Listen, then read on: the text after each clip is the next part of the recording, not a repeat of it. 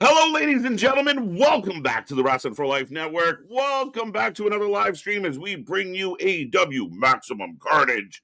Tonight, it's going to be a fun one. Wednesday, we're hoping for big things. What does TK and Co. have in store for us? We will find out.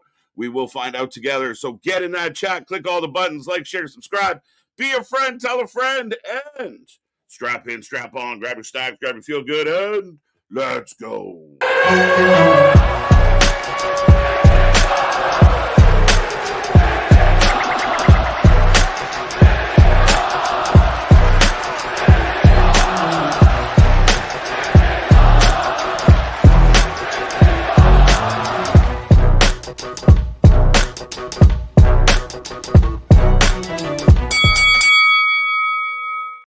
Ding, ding, ding. We are live and back at it again, folks. Like I said, we are the Wrestling for Life Network. This is another live stream, and we are the channel that brings you more live wrestling coverage than any other channel out there. Happy to be back at it again. I see that chat filling up already. You did it. You put Hump Day in the books. Friday, Junior tomorrow.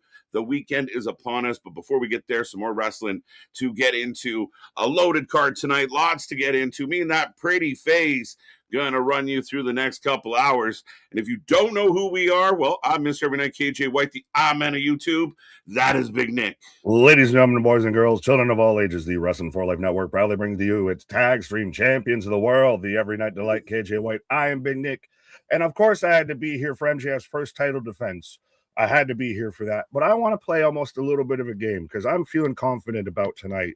I'm feeling jazzed. I feel like I can predict the match order on tonight's show.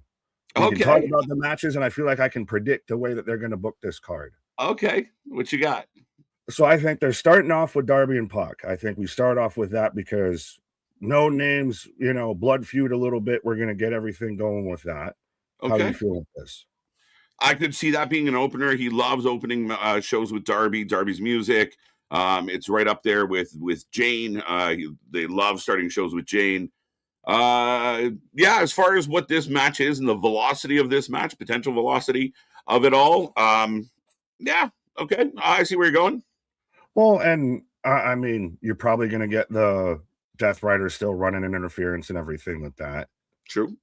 I think next up we have the six-woman tag match of TBS title holder Willow, Chris Statlander, and Harley Cameron taking on the Toxic Triangle. Again, we're going to have a multi-team, multi-person tag match later in the night, so I think you do this here. This probably close. No, this will be.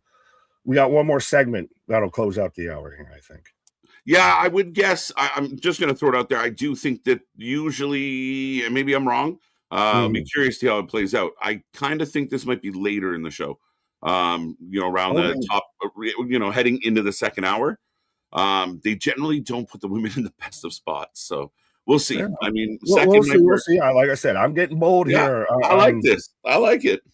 And then I think we close out the hour with Kenny Omega's segment because we'll probably we get an Andrade here? We'll get it before a segment I think starts the hour, which I don't think should start the hour, but I think we get Kenny to close out the first hour.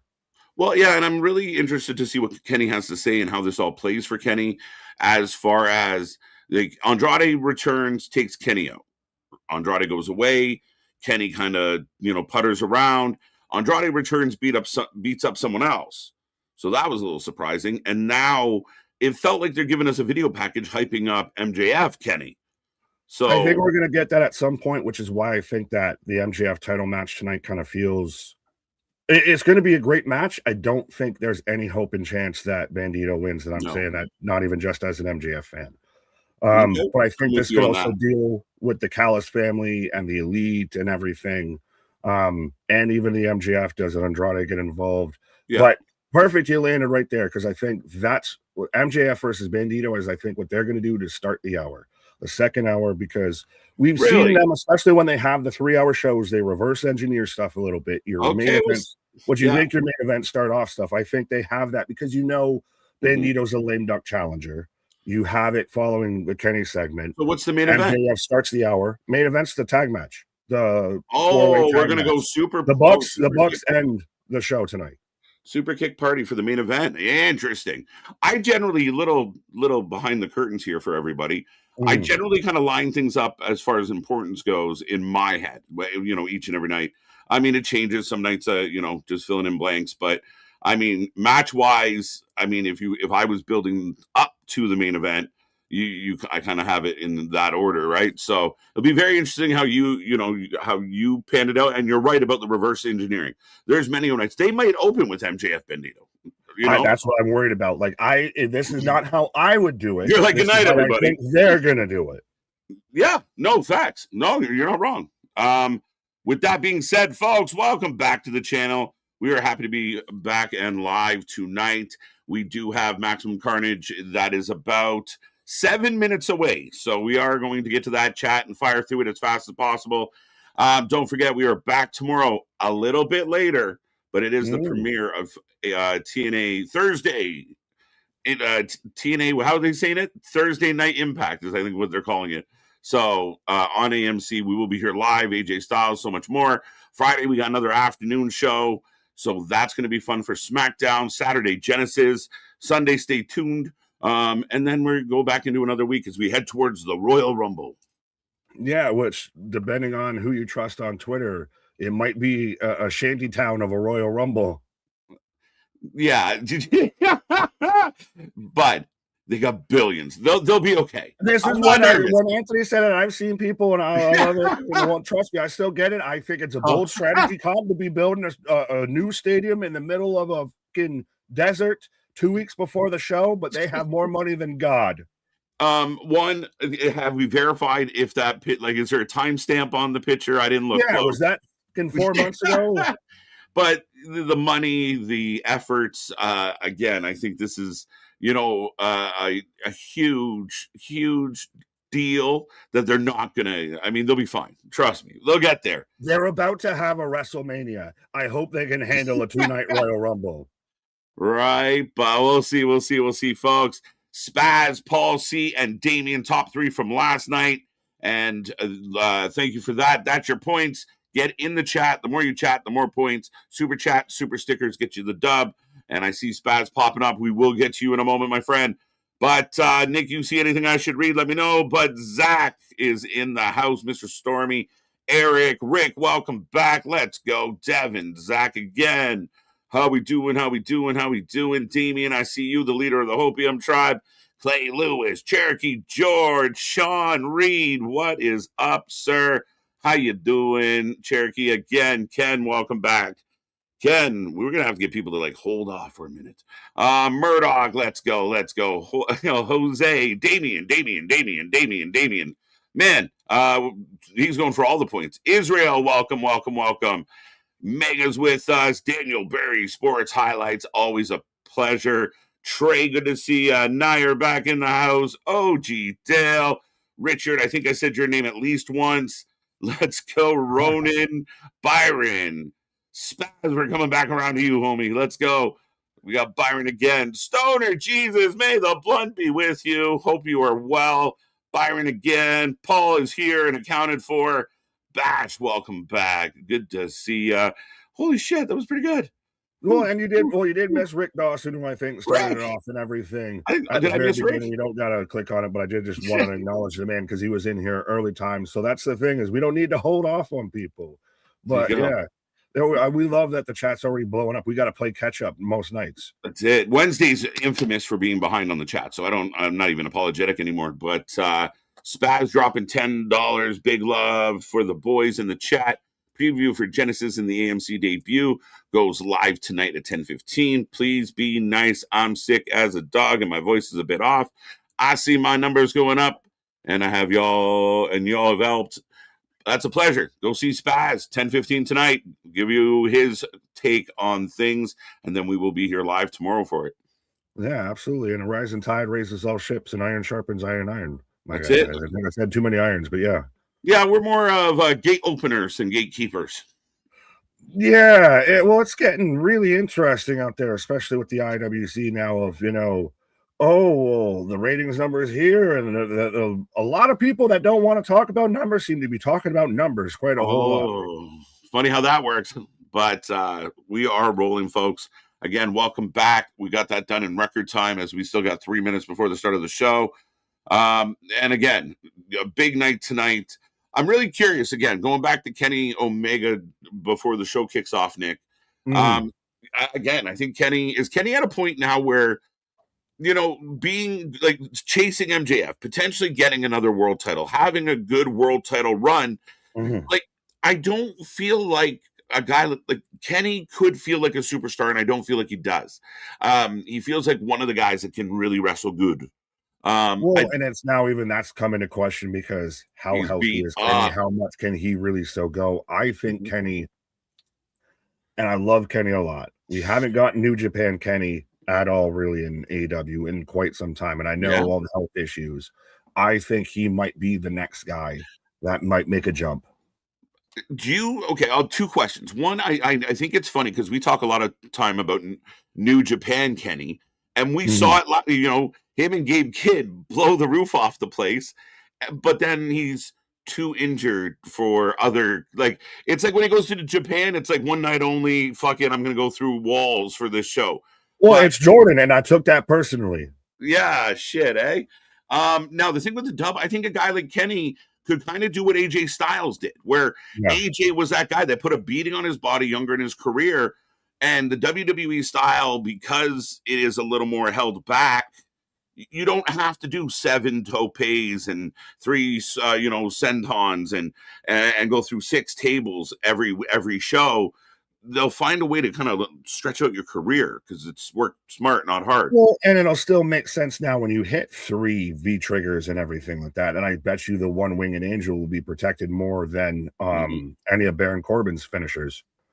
Right. Rascals debut tonight. Maybe. I mean, that's a hard show because the Rascals are tough, man, because do they end up being just like Ace Austin or Josh Alexander or others? Like, I don't feel like the TNA guys have come over and been very impactful for AEW. I still think at the midnight hour they'll re-sign with TNA. I think TNA has got far too much on the line right now to let talent like that kind of walk, especially when their talent pool, when the wrestling free agent talent pool is kind of thin, especially with AEW wanting to line their pockets, WWE, etc. I don't. You nailed it with it being like an Ace Austin. I just think that they're going to turn around and sign with TNA again. Go ahead. No, I was just going to say, folks, I am getting the start to Dynamite, the crowd shot, and the pyro. If you want to sync up at home, and if you can do so, you can line up with Nick and I. I'm not sure what Nick's seeing at the moment. I have the HBO Max. I'm just getting away from that right now. Okay. As we're showing the crowd, we got a killer cowboy hat in the crowd. Let's go. I got an overhead shot there in Phoenix, Arizona. Phoenix. Let's go. Well, you guys look energized. Go ahead. Oh, yeah. And it looks like I don't know where, like what arena or what venue they're in, but it looks pretty full. As they're using, I'm going to try and read this name, Ding Wish, I Don't Belong Here, or something as their theme for tonight. But yes, I'm getting MJF and Bandito right now, their image pulled up on my screen. I have Kenny Omega returns tonight. All right, I'll let you know when I get there. But Bandito should probably get some extra love tonight with them being in Phoenix, being in, Southwest. For sure. I have Kenny returns tonight on my screen right now. Okay, let me know when you get the next one. Any minute now. Now, tag match. Okay. So we're getting a fatal 4-way for the number 1 contendership, I do believe. Tornado tag, so no tagging. It's going to be chaos, Nick. Like there was going to be tagging anyways. Come on, KJ. Up next, Nick, look who we start with. Look, I nailed it. I'm 1 for 1 out that gate here, folks. It's almost like I might be working for him. That's why I'm Hollywood out here. That's it. He's on the inside. I'm on the take. I'm on the take right now. I'm a Tony show instead of a WWE show. Right. With $2. Rascals debut tonight. Oh, we got that. I got Joe. I got Joe as well. He still wants the AEW championship. So Joe's still in the mix. I like, though, that we have multiple avenues we could go down here. We've got Hangman and Swerve. We've got Joe. We've got Kenny. We've got Bandito tonight. Yeah, technically, I see what you're saying. But I still do have that concern. Like the fans out there that talk about, oh, they're running this back again. Like, at what point do we kind of shift away from like the same? Oh, look who's hey, yo, let's go. This is the Brian Keith we got initially when he showed up in Ring of Honor, when he showed up in AEW, and I'm glad we got it back. We got Mr. Swishahouse back in the building out here. Folks, I'm tipping wood grain. Ladies and gentlemen of the channel, we are slowly watching Nick get converted into a sicko. Week in and week out and week in and week out. Tony is booking for you. I told you I'm the inside trader. I'm a Hollywood out here. I'm Vince Russo, and I'm a consultant right now. I'm just letting y'all know what I know. As here comes Darbs. But no, 100% though, of especially the learning tree is done. Maybe we get a W. Morrissey to Fourth Rope Wrestling. You know, West Side Gun can put him and Enzo back together. That's not a terrible idea at all. Exactly. Jose Nico the Sicko. Absolutely. Nico the Sicko. But we get Brian Keith back there now he's with the Ops. He's a badass, and we're out there in the Southwest. We're finally getting what we should have gotten all along.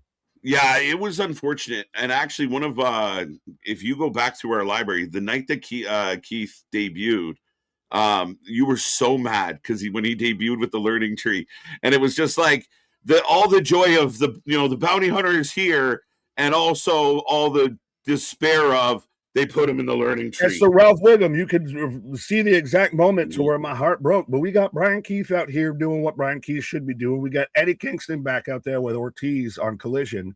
And hey, you got to give me that at least with something with Eddie. We got MJF as world champion right now. Tony is literally booking for me.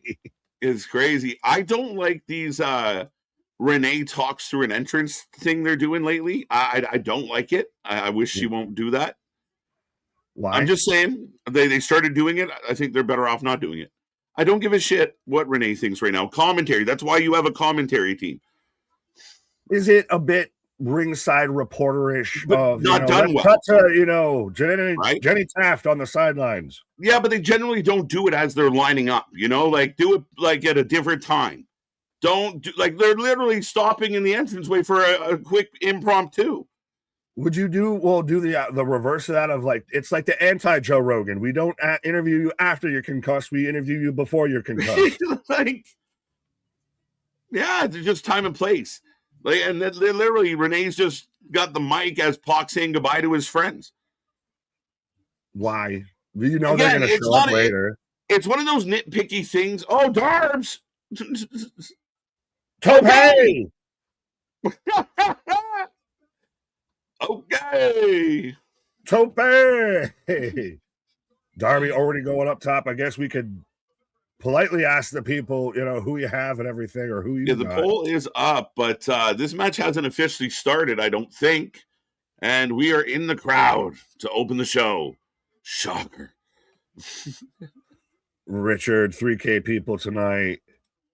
Wrestling side reporting is only good for breaking news. There you go. Okay. I accept that. As we walk the stairs. Now, this is a straight up one-on-one, right? Like this is not. Yes, there's no stipulation there. I don't know. Okay. Do you feel like this should have a stipulation, or we're going to build? I mean, we've already set Darby on fire by Pac and everything, right? So, well, we know we kind of work backwards at times, but I guess this is one of those. The match hasn't started yet, so we can fight. We can do whatever we want. I hate but nonetheless, no. Because the match just had this in the title. Well, I'm not even saying that it has started or hasn't started. I'm saying that's not the deciding factor here, because we had the same thing with Moxley and Shelton last week when that was a title eliminator and the bell had already rung and everything, right. And they no countouts or anything. Watching 2005 Royal Rumble on Netflix instead of Dynamite. I like it. But at least you still got us. As I see Russell Rance, I see Samuel Rivera. What up? Trying to see if we missed anybody. I thought Michael with great stream. Thank you, Michael. I just wanted to make sure I said thank you to Richard for that as well. We love Darby. I agree with KJ. Everything AEW does is stupid. No, not at all. Not at all. That is never the case. Never the case. Even if whether you're a sicko or not. Darby! Off and drop into the abyss. If you like dap because I just got the drop. Okay. I got him falling through the drop, and now we can't see. I can't see a fucking thing. Guys, set up a fucking light. Like, does the camera not have a light that you can hit on the top of the camera or anything? I know camcorders used to have that shit. Fuck, even a fucking OnlyFans girl can figure out an O-ring. What are we doing here? What are we doing? In multiple ways. Ways. Like, fuck. It would have been a great spot if I saw it. Yeah, but now I've got him going down the steps back to the ring. Yeah, and Paul makes me laugh, but it's not everything they do. I'm just very critical of the match is going to start now. After everything they just did, they're going to roll in the ring and the bell's going to go. Well, that's good because I couldn't see half of what they fucking did anyways. I hate this idea that you can just commit absolute assault pre-match. When do you go too far? Remember when you used to go too far? As we still haven't gotten in the ring. As now we've got. I don't know what's like. Bandito's move off the barricade that we're going to see later tonight. The world title match. And there's cheerleader Daniels. Wasn't it used to? Didn't it used to be a thing to where you could only go so long before a match doesn't start that they just fucking call it off? Is that going to happen? Again, I know this is entertainment, but you want to be sports-based. That's Tony Khan's words, not mine. Imagine, like, two guys getting a full-out scrap during the walkout. Dana doesn't go, all right, now ring the bell. Like, no, it's over. We all go home. Honestly, if Dana could have with Khabib and Conor in that parking lot, he probably would have. He would put a cage around them as they're fighting. Yeah, build it as they're going. We'll just mobile cage. Build around them. Now we got the steps. And Danielson just yelled out, they haven't even started yet. That's nuts. So you're going to do all this belly suplex on the steps. You're going to, sorry. No, Darby down. Poor Darby. Pac. It's fun, though. I know I'm complaining about the production and the silliness, but it's these two can go. Yes, but this is so. If you were going to do this, are you teasing that there should have been a stipulation? Do you at this point just call the match off? Yeah, I guess. Like, do you announce that they're going to have a cage match or no DQ? We can't do a lights out because then they won't be able to get them back on again. Like, at what point does the ref say? Like, usually, like, so you would get like a 5 count during the match, right? So the ref says, "Get in the ring," or "I'm going to ring," or "I'm going to DQ you both." Oh, we're about to get. Look, ring the bell. Start the match now. It makes no sense. No, you got to get in your corner. Go into your timeout corner. Yeah, after all the uselessness of the ref, now the ref's demanding. I got to make sure Darby can still compete. So now we get the bell ring. If you had to make sure he can still compete, why is the match even going to fucking happen? Big clothesline. I guess kick out for sure. Two go. Finally. So 10 minutes of beating each other up all over the arena. The match has begun. And I'm sorry, this is the little things that the sickos don't want to hear. It just, to me, it's just make it better. Just you could do what you did, but find a way to do it within the confines of reasoning. We're not dumb. Psychology is a lost art. It's a lost art at this point. Like I said, and people got mad about it. To me, this is booking and writing for the simplistic. All you care about is the fact that they're punching each other and throwing each other into furniture. I love them people. That's why I like them. That's why they vote for me. I love them. Right? No. Yeah. And then I don't want to say that fully because you will get some great matches, some great moments and everything. But it's like this, that hampers, that buries, like burdens down your product. But I like Pac. I like Darby. I like what they've done. It's the booker letting them down by not saying, this is how we're going to control this environment. Like, wouldn't it have been better, Nick, just to end the match? Like, they're brawling. He throws them into the stairs. Ref's like, that's it. We're not doing this. Isn't you guys can't be contained. So guess what? Next week, you're going to be out here in a false count anywhere match where you can do anything. Holy shit. It's almost like we're trying to do storytelling. And it's the same. You do the same shit, but now you have a match after a brawl. It makes no sense.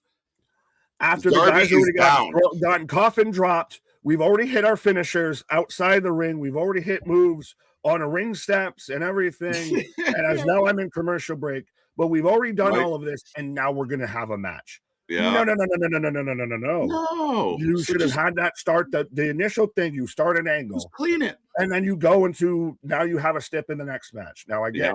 it's maximum Oof. carnage, but you could have done this last week to get to here. Who'd have thunk? Yeah, right. Sean Reader, how you doing? Every time Darby wrestles, she really thinks he's gonna die in the ring one day. Calls him Spike's son, and she leaves the room. Is what I missed at the beginning, but that's crazy. And again, we had those moments of like, don't do it, kid, don't do it. The biggest moment, and the thing that he gets praised for and critiqued more is the coffin drop through the glass off the ladder Yeah, at Sting with the match with Sting. That was just so obligatory, unnecessary. Well, that was the biggest moment until the fish tank. right. The fish tank, get the fuck out of here. And fans can't understand why I hate Moxley's shit. But AEW needs to stop letting Darby do certain spots. Yeah, I mean, again, you want to err on the side of caution, and I get it. He's a risk taker, he's a high flyer, blah, blah, blah, blah. My thing more is, you can't have him do all these big spots every time you see him. Like, to me, it's almost employee abuse. Like, Mick Foley didn't come off the cell every second week, Nick. It was a one-time deal, like we didn't try and kill him. They had to literally try, and he had to do everything he could to even get that spot to happen. But this is what happens when you have control, when you have Remliners and everything. I'm almost really starting to believe Tony Khan when he says that no one has creative control, because I don't think anyone has any fucking control over there. I don't think Tony does. I don't think Will Washington does. I don't think Danielson does. Which Danielson, Right. Brian or Christopher. Yeah. I think everybody just gets to do what the fuck they want. That's why you're having same moments that happen in matches 2 segments down the road are the exact same thing. Why you have this stuff, why you have Darby doing coffin drops into fucking nothingness that no one can see. Nobody is at the fucking wheel of this shit. Right? No, I agree with you, man. And I mean, at the end of the day, yeah, I mean, again, dear Sappy out there, our spiteful friend. Again, he can play semantics all he wants. You're right, and I've said this for a long time that it's not officially creative control. It's not contractually obligated creative control. It's you have a boss that says, "Fuck it, do whatever you want." The inmates run the asylum. That's the thing, is they don't have a boss. There is no creative control because no one has control. There isn't kind of control to be had. The guy sitting in the fucking in the chair, it is just one of their fans. Why did it got really bright? Because they had to make up for last week where everything was really dark all the time and the lights just kept cutting out. They got the real the hard cam, the facing the hard cam side is so full they're able to bring the lights up a little. They got a spotlight right on that section. It's nice. This looks good. It's really clean looking. It really, it actually looks like that. Almost looks really good. Polished is kind of, excuse me, what I was going to say. Well, here comes Pac. Down he goes. Darby rolls away. Oh, drop kick. Like literally just tap. Darby firing it up, says Danielson. Crawling in the corner. Wow. Launch that man in the turnbuckles. Yeah, listen, I mean, I know we were kind of critical of how, again, we like Darby. We like Pac. We said before, during the pre-show, it was going to be a good match tonight. We're looking forward to it. Could have been the main event if they wanted it to be. I mean, I hate to follow this. You're right. The women might go second because here you go. Exactly. You said earlier, we always put the women in the terrible spots. And see this one. Super belly to belly. Darby, just because he's so small, he always just lands like literally a body bag. He kind of reminds me of when Just Incredible was young, like these young ECW Just Incredible days where, kind of that vibe of he would just go limp. He sold so well. See, to me, it's Sick Boy. It's Billy Kidman of when he Ah! was in the flock and Oh, everything. shit. Yo! But why? Like, it's a crazy spot. It's a good spot. It's a good spot. It would be cool if I didn't watch a fucking 5-minute beatdown before this. That's the thing. I just think if you're going to put a kid through this much abuse, it should be for something. Like, it's just it's for his pleasure. It's just, it's Wednesday. Like a ribs, you know what? It's for his pleasure. Bye back, my neck, my back, my something else and my crack.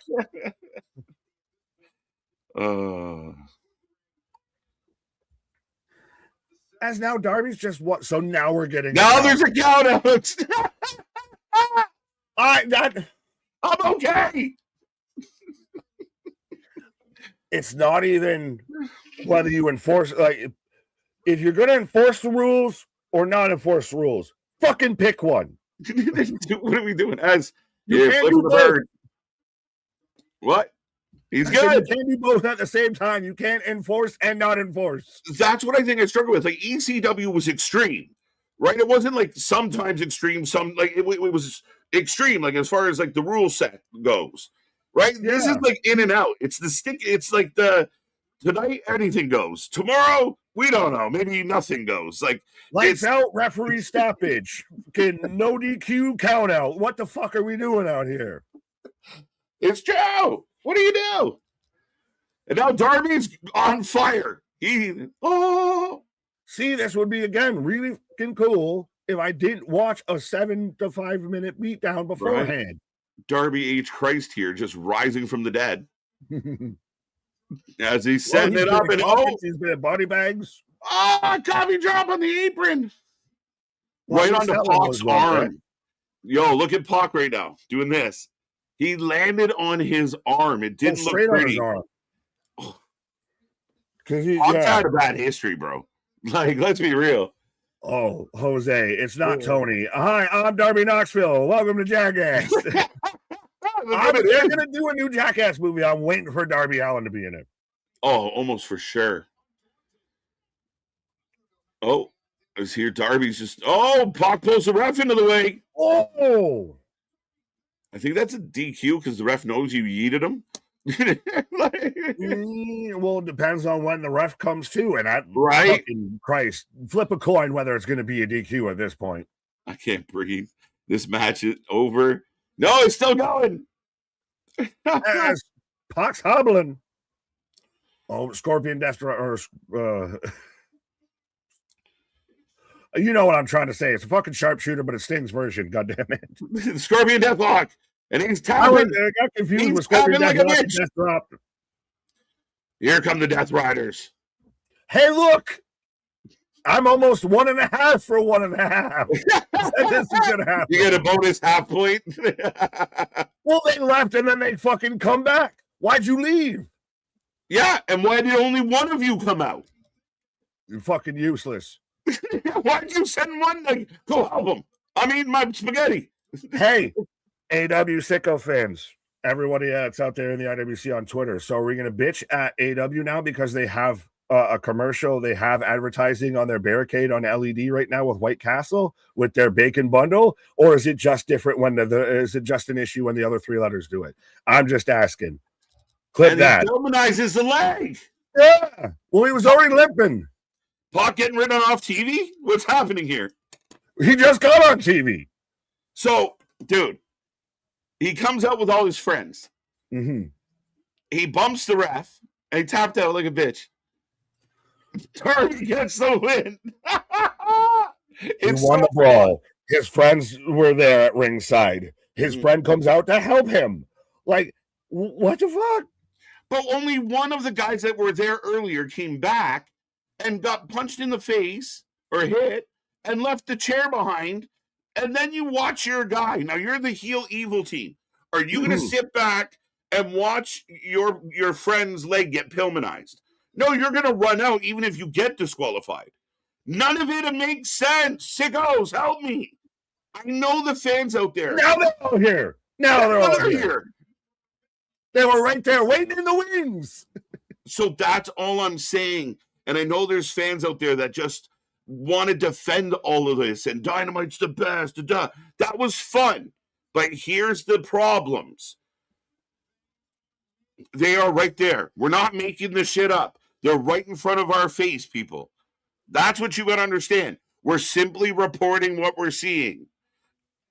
Well, that's the thing, is even the chats, what the hell? That ending was flat. Darby Allin has now beaten all of the Death Riders. Yes, literally. Yes. He has beaten the faction. Yes, and the big badass faction. So now what are you doing? Are you making Pac a face somehow with this? So everybody's got to come out and we got to feel sympathy for the fucking bastard Pac, the heel that got his leg pilmanized. Yeah. So is Pac out now, or is he just going to be fine next week? Usually when you Pillmanize somebody, that's like they're going on the shelf for a couple weeks, at least. Usually. But he's always been on the fucking shelf because of visas and this and Maybe that. Maybe 6 months off. There's so much see, this is the thing. There's shit that's there that's good. It's just encapsulated in bullshit. It's 100% the problem. That's the problem week in and week out. And I'm sorry, this is why I refuse to believe anybody. Like the idea that Tony Khan is Booker of the Year for any category makes no sense at all. It's silly. It's dumb. I mean, again, there's just so much that went wrong in that segment. The saving grace is you have two really talented guys that made it entertaining, like the big moves, big spots, but it all fell to shit. And like we can sit here and go through 4, 5, 6 things that just don't make sense. And that's why I keep saying AEW for the simple. That's what it is. I like fried taters. But no, yes, Jose. Doesn't Tony know it's supposed to be December when you do Alf on a Shelf, not January into February when you do Alf on a Shelf? Right. But it's crazy. I just don't fucking get it. And well, it's just one of those of as much as everybody wants to, oh, you just hate it. Oh, well, if you don't like it, then don't watch. But no, we're literally providing examples of what we feel is wrong, and no one wants to discuss us on when we say, oh, well, I feel that that's wrong. Oh, well, why did they do this? Well, what if they did this instead? No, it's just, well, if you don't like it, don't watch it. Well, it's so, I guess I'll go fuck myself. Like, are we not going to have a discussion about this? Well, it's the same thing of like, again, it's the same thing that's been driving me nuts with the whole Moxley situation. I feel cuckoo for Cocoa Puffs. Like, I don't know what we're doing. But I mean, Lady B has a funny and good point here of like, Darby's going to be the $6 million man in assisted living. Like, he can't keep doing this every match. Darby Allin, you have a quick phone call from William Regal. So this one, impromptu, I guess. Well, and Big Bill's out here. So are we? They all part of the ops now? I don't know. They didn't see. This is the thing. So the bounty hunter hangs out with the ops. No Bill to be found, but then he comes out with Bill. So we're like, so are both of you, or is it just one? What, like, help me. Are they even with the ops, or is this just a hired gun, a hired goon out here? And I like this coming back in this segment. Watch. Oh my fuck! Could you imagine? I like this stuff from Jose. I like the way you wrestle. I like the way you wrestle. I like fried potatoes. Here comes Hangman. So we're getting Hangman. See, this would be fucking cool. If you actually built it, put some fucking hype around it and everything. Oh. The Hangman versus the Bounty Hunter. And I think this is some old Western cowboy bullshit. Yeah, and I think that with Keith, it's like a mercenary situation where, but Joe still wants the title, which I thought we were kind of moving past Joe. Hangman still wants the title. I like their options are open. I like the options open. Okay, that's fair. Well, because they don't have many options, so why close the few options you have? That's good. Yeah. I think they got to do a better job of making certain people like feel special. I mean, Adam Page is super over with this crowd. So, I mean, they need that. Oh, Yeah, so well, halfway Big Bill causing the distraction just being on the apron. But folks, let us know who you got for this match. Whether you got Hangman, you got Brian Keith, whether you're Fofos, I'm tipping, Woodgate, I'm dripping. I forgot entirely about Swisher House until I found Brian Keith. right. Honestly.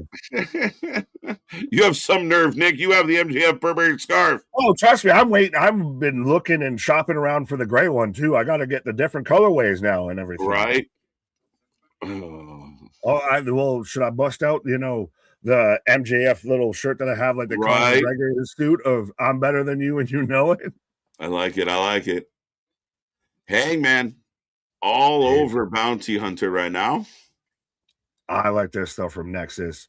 Bro, y'all do better commentary than most shows. This is why we say we're your wrestling buddies you can't get in your real life, or the alternative commentary you need in your life, often imitated, never replicated, never duplicated. We are the Wrestling Fans United. We sit there and denounce the IWC name.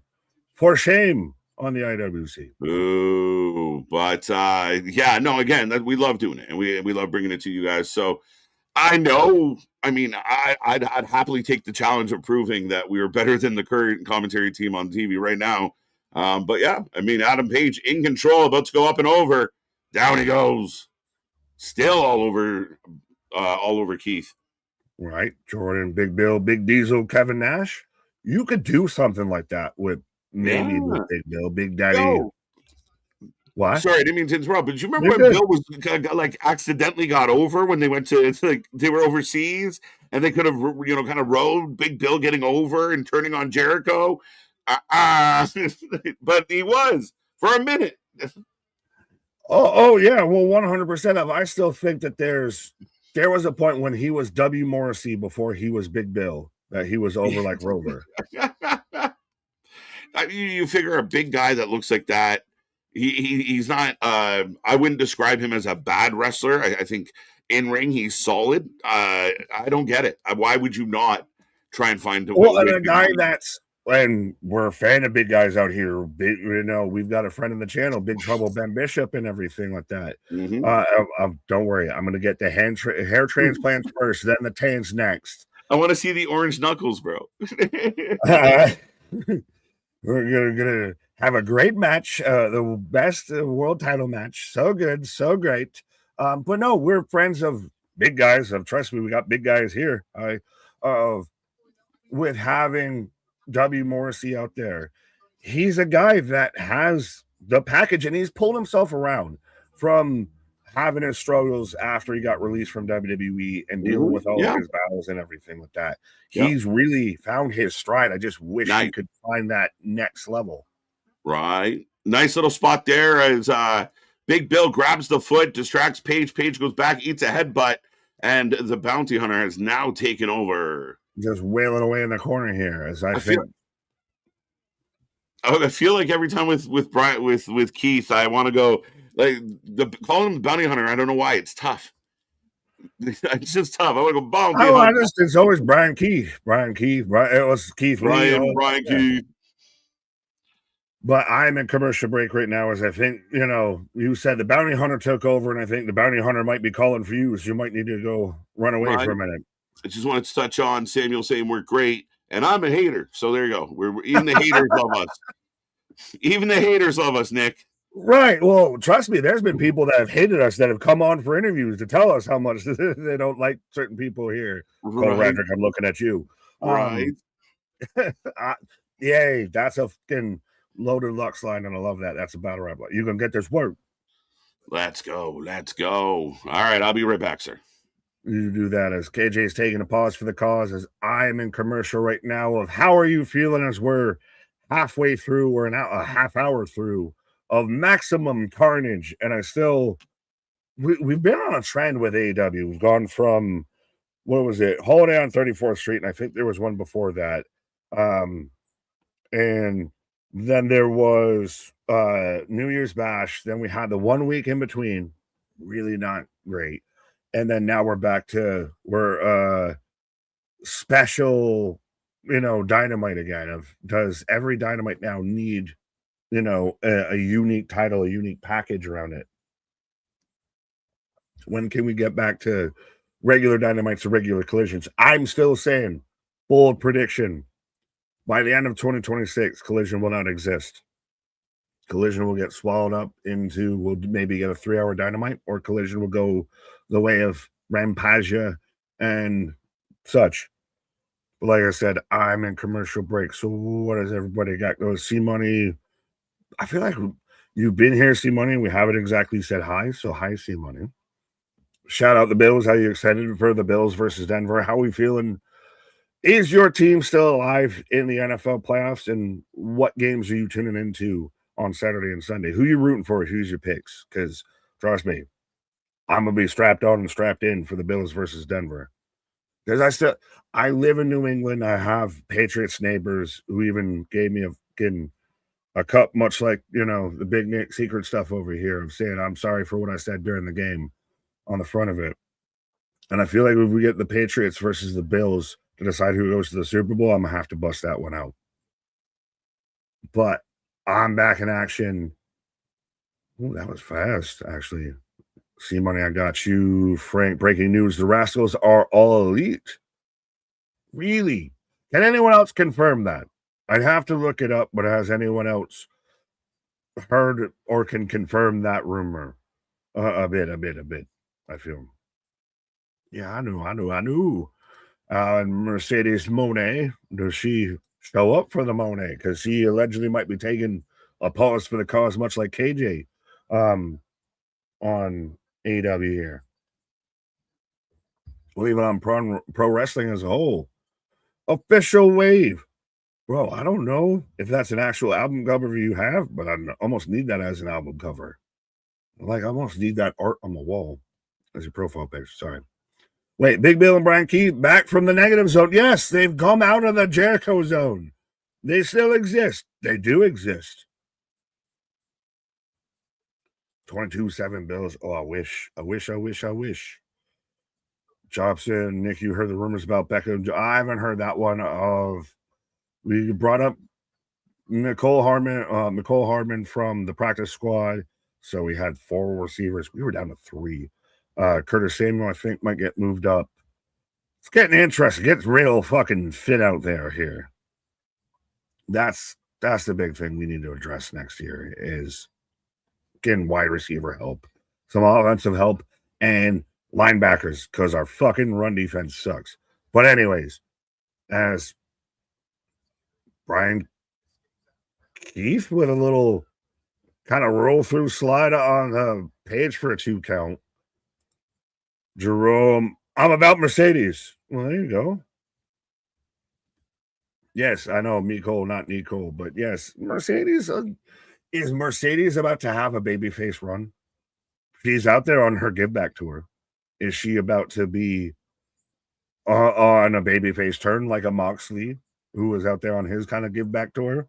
Of both of them didn't lose for over a year, and then all of a sudden did about 4 jobs in a row. I think it might be one and the same.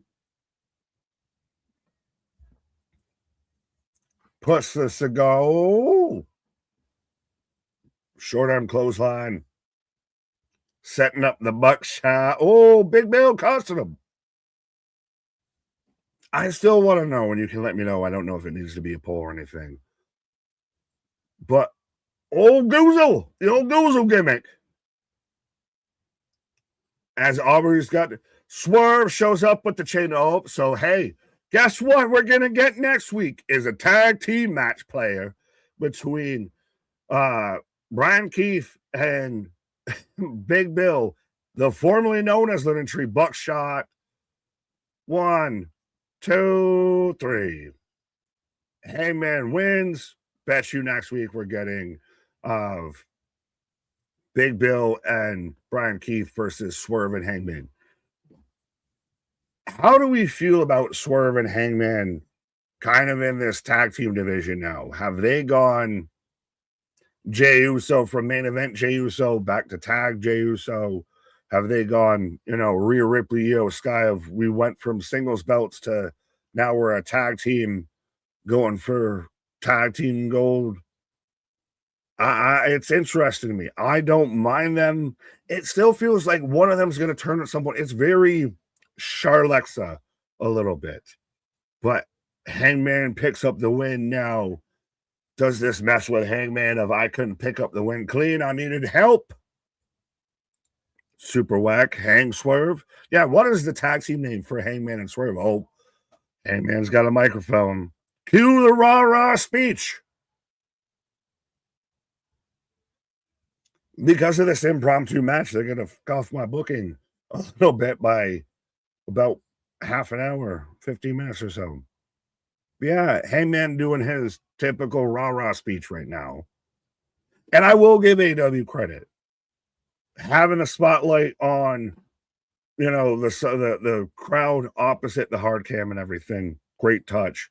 I do still find it really interesting, and I want to see people's reaction of, I'm getting a big craving for White Castle, looking at that advertisement around the barricade from Dynamite with AEW there, the Bacon Brawl bundle. But, I thought it gets interesting when it's only certain promotions, right, that do it when it's bad. How many how many advertisements can they fit there before it gets bad? Over, under 4? 12-minute squash match, a wee bit, yeah, actually. Johnson, Hangman has to go proper heel if it's between him and Swerve at some point. Well, who goes heel there? Is it Swerve or is it Hangman? Because they've both gone that real depth of character, I feel.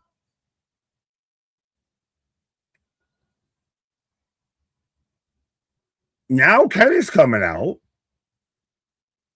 Okay, so I'm wrong here with Kenny coming out because I miss who Swerve was specifically saying we're coming for you, but Kenny's coming out now.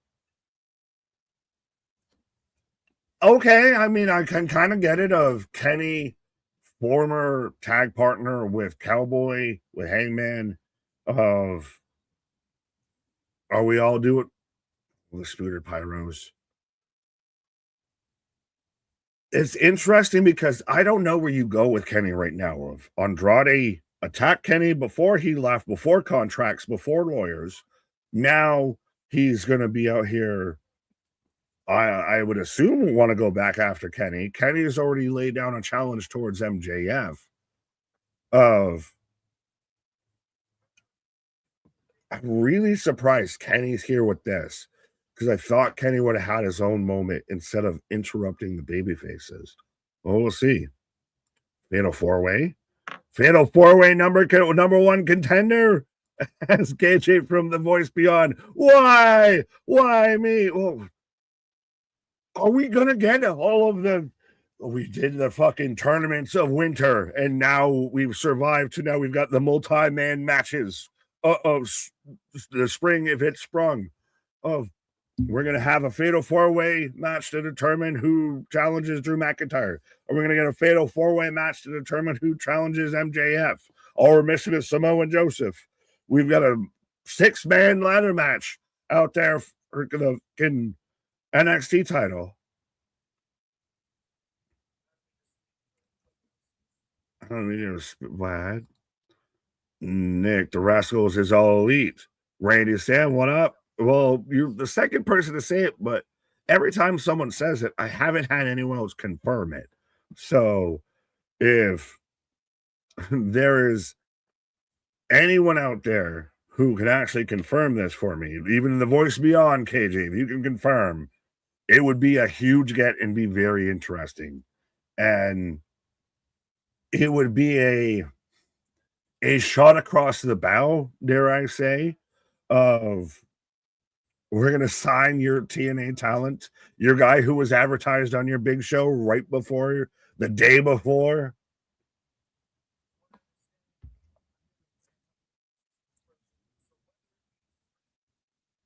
Oh, Kenny's saying I got to win a couple matches here first before I can challenge for the title, whether it be friend or foe goes from Hangman to Swerve.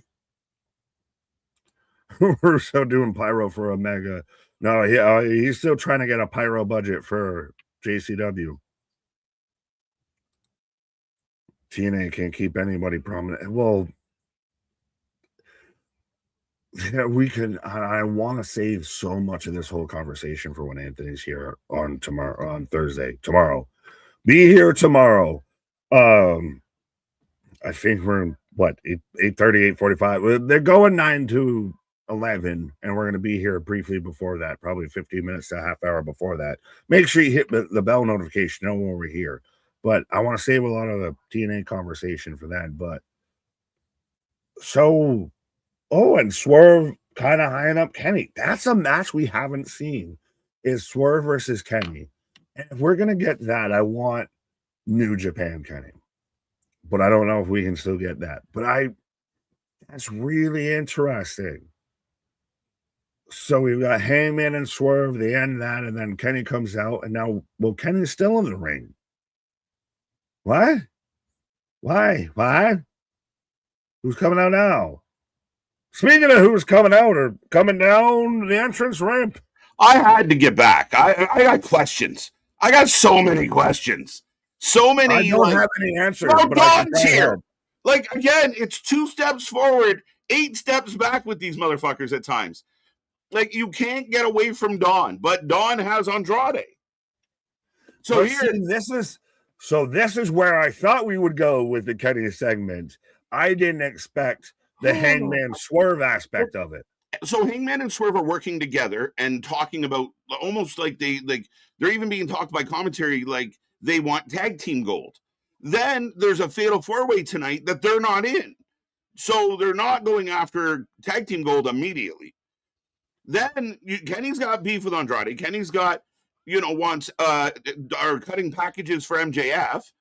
Then he's talking to Swerve and getting a stare down with him and kind of warning his old friend Paige, like, I might have to fight you.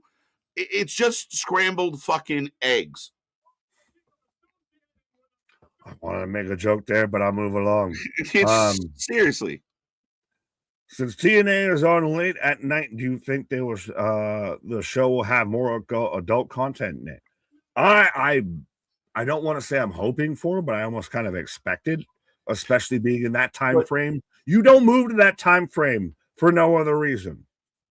I disagree with that. You might have to move to that time frame because that's the channel that was willing to give you the contract, and they only had that. We've only got from 10 to 10:15. Can you make it work? Well, that's it. We have the 9 o'clock slot. Here's the money we're willing to pay, but we got to move you to 9 o'clock because we're doing something between 8 and 9 or 7 to 9 or whatever it is. That could be the case. Like 100%. I would ask then, if that's the case, if you're a teenager, you make the jump, or you just say, fuck it, we'll wait until what you want the TV deal. I'd take the risk on an hour later, and maybe we don't even know if it's that long term, but you take the risk. Now with the adult stuff, yes, they're in a later bracket, they're on AMC, so there's a reason that it's going to be a little more, maybe closer to 18 plus. But also keep in mind, they're in a world now where they want partners, they want sponsorships, they want that advertising dollar. So Kenny's shooting his mouth off at Josh Alexander now. The guy who never wins? Yeah. He's about to L again. Yeah, this would be believable if I could name you a match that Josh Alexander has won since he's been in AEW. That's a good question. Big Trouble After Little China, TNA Impact. Let's go. Yeah, right. After Shawshank Redemption for the 44th time today. Oh, no, it'd be like The Walking Dead or, Breaking Bad. Right after The Walking Dead, Fear the Walking Dead, Walking Dead. Fear the Walking Dead.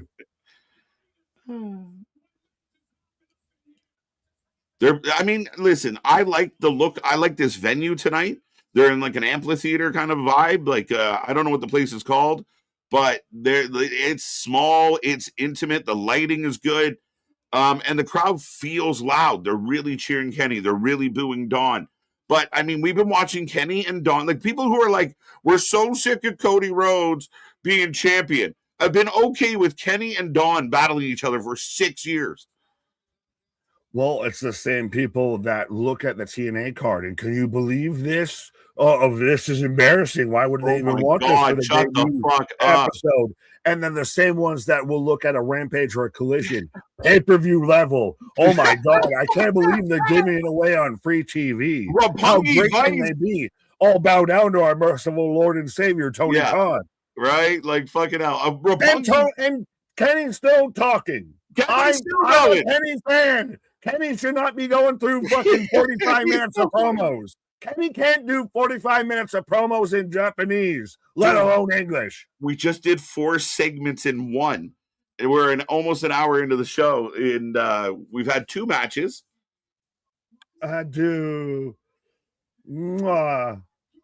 See, I see Kenny. This stuff works in WWE. Like I know it works here, but when you talked about him, telling you, it works. It's either going to be in 2026 or 2027. Kenny's going to make a jump. Ah, that's crazy to think. Imagine Chris Jericho, Kenny Omega, and Cody Rhodes are all now prominent members of WWE late 2026, early 2027. The fuck is going on? Who's truly Judas in that situation then? Because how many people of them have stabbed Kenny? Would Tony say that stabbed him in the back? Right. Sorry. Yeah. Brody King's here, but sorry, this man's name eludes me. Jordan something or other. He's known for being the guy that did the Samoa Joe walked away and he was MJF's translator last week. And that's right. Abraham Lincoln and CMLL. Brody King in action up next. So our booking, trying to follow the booking was quite off. Yeah, I can't be wrong though because they added shit in front of it. The only thing I can admit I'm wrong on is that the women, that Kenny Omega's segment happened. Yeah, and the women didn't go second. Well, we haven't had a match yet. Now, have we? Didn't we just have Hangman Page? And well, that was an impromptu match. Fuck. Yeah, so yeah, everything's impromptu. Okay. Trust me, I see what you're doing. I'm going to take a pause. Yes, you are. MJF's match versus Bandito is about to fucking happen out of this commercial break right now. Yeah, I am cursed, and I hate Tony Khan. All right, well, you can't do that. Tony's giving you everything you want right now. Nick's taking a pause for the cause, folks. We are in a commercial break. The show rolls on. Lots to talk about, lots to get into, as always. Make sure you like, share, subscribe. Like Nick said, we are here tomorrow an hour later, but we will be here for TNA's premiere. I believe you're going to get 3 pretty faces on the screen all in one night, so we're looking forward to that. Friday, we're back in the afternoon, so make sure you don't miss out as SmackDown going live. So we will be here. A big SmackDown last week. What's it going to look like tomorrow? Or sorry, Friday, Saturday. Saturday, we're here at 7 p.m. We're going to jump into a little bit of Genesis. And then, of course, Sunday, we're not locked in yet. We might be here on Sunday. Click the bell. Don't miss out. All next week, we're building towards WrestleMania. We're building towards Rumble first and all the way down the road, including Elimination Chamber. So, again, be a friend, tell a friend. Nobody covers more live wrestling than we do, and nobody looks as good while they do it. Make sure you hit those buttons, folks, and let's keep this party rolling. Spaz jumping in with $2.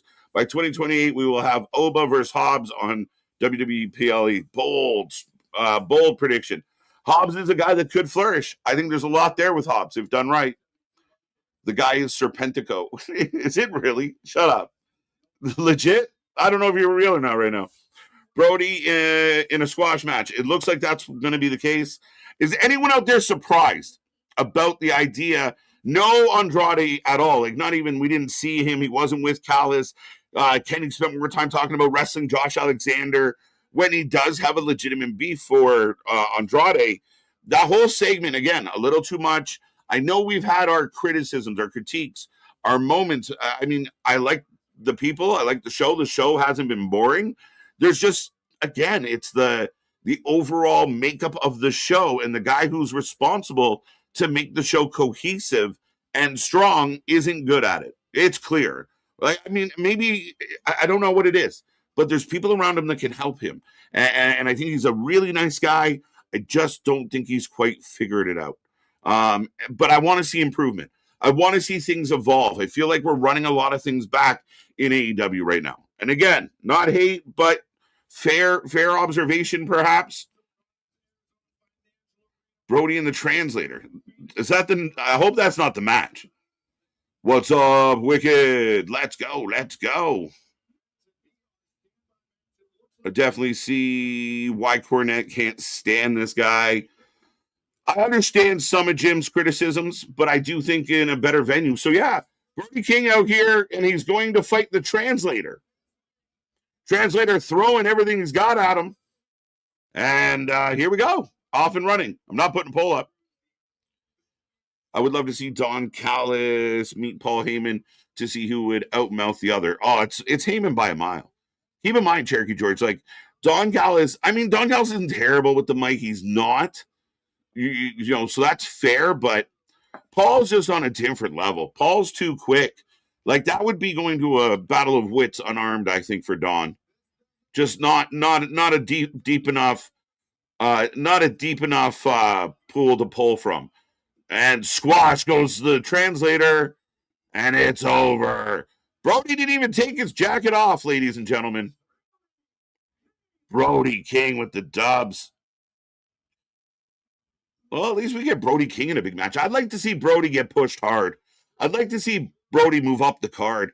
I'd like to see Brody, challenge a guy like MJF. Somebody that puts real fear in a champion. And they love him. They love him. That sign off is embarrassing to me. Yeah. I hear you. I hear you. That's a great idea. Stay tuned on that one. 100% Serpentico. Okay. I did not know. Thank you. Would he go back? I mean, at one point in history, I believed that Pac was the best heel in all of wrestling. I thought his 205 run was phenomenal. It was one of the only strong things about 205. Then he walked out for good reason, actually. But would he go back? Would he go back? Could they do something with him? But Brody is out, and right now we are getting a little bit of the White Castle Bacon Brawl combo advertising for AEW Dynamite here. So there you go. Like Nick said, see, all companies do it. But it's not on the tables, KJ. I know, but they're doing it. They're doing it. And stay tuned. Who knows? I mean, remember, this is the company that had, fucking Woo Energy on the commentary tables for a while. So right now we are getting a video hype package for the main event of tonight's show. So it's confirmed. I know Nick took a swing at it, but MJF and Bandito will main event tonight. What do you think? What do you think? I've seen the translator wrestle before Dynamite in the dark match. He wasn't too bad. Well, if it's Serpentico, it's not bad at all. Why is this match on a TV special? That's a good argument. What was the point of doing a squash match if this is an important show? If Maximum Carnage, I mean, maybe a little nitpicky, but no harm, no foul, quick, easy.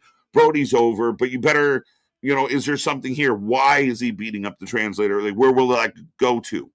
Will that lead to something else? But Bandito set to take on MJF. Should be a hell of a match. Davis and Doyle officially a tag team. I like this. Davis and Doyle. I was like, it feels like Dill and Doe. But Davis and Doyle, I mean, they look formidable. They look like a good tag team. Would you not agree? What do you think? I won't be able to watch TNA tomorrow. Well, sorry about that. You can always watch our replay the next day. And it's over, as it should be. Let me catch up. What's up, Alex?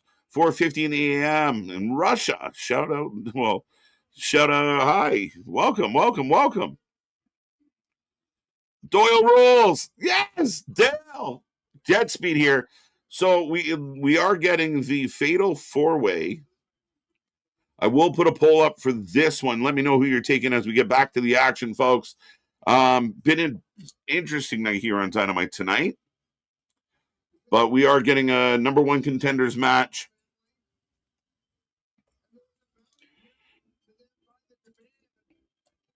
D&D. GOA. I like when all the teams have acronyms. It definitely helps when you're trying to get shit together.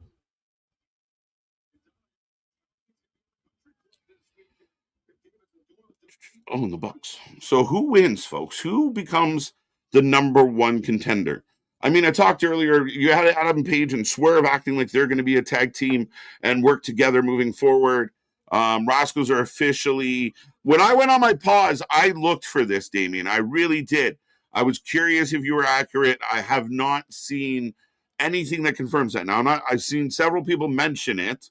Do they appear here? But wouldn't make much sense. But Super Kick Party returns.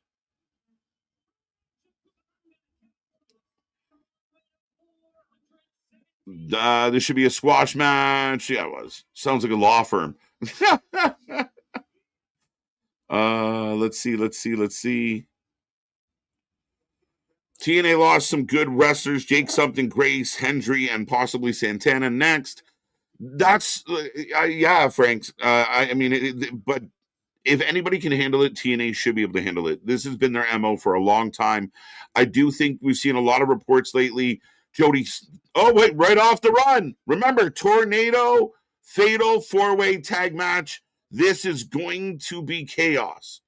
And again, that's okay. But maybe the first match didn't need to go through the crowd and do all the extra stuff. But we're getting topes. We're getting over the top. As expected, the Bucks are getting the crowd going. But, yeah, TNA's always had that turnover. TNA's always gone through that mix. TNA's always been able to bounce back, so we'll see if they do bounce back. We'll see if, if they're able to kind of get their shit together. That's the wrong wording, but if they can keep this momentum going and they're pulling in talent at the same time. Rumors about Dakota Kai, rumors about maybe a Karrion Kross, EC3 heading back apparently. So, yeah, I mean, that's the nature of the beast. But I do think their relationship with WWE also helps them bring in those names and keep the WWE system, their little back. We don't have anything for you right now, but go work there. Like we talked about Ciampa going to TNA. But right now, I got Davis and Doyle eyeballing GOA. Four big fellas.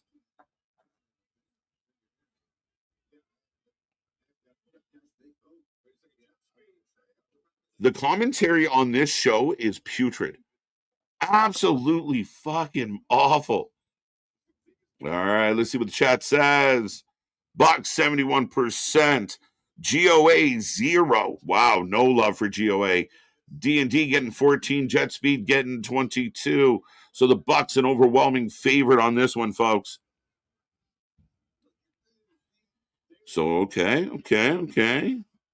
He just bailed on everything. This arena setup is small. AEW should move the announcers to the stage for stage a long time ago. On the stage, yeah, for sure. Keep them out of the way. Especially when you're in such a small venue. The ramp, to the ring is 3 feet. As Jet Speed up and over, but they're caught. This is, again, a little too practice wrestling. There you go. Matt Jackson, Nick Jackson standing tall, everybody down in a very pretty coordinated spot. Wouldn't it be crazy? JCW passes it. Could you imagine? Nick would be in his glory.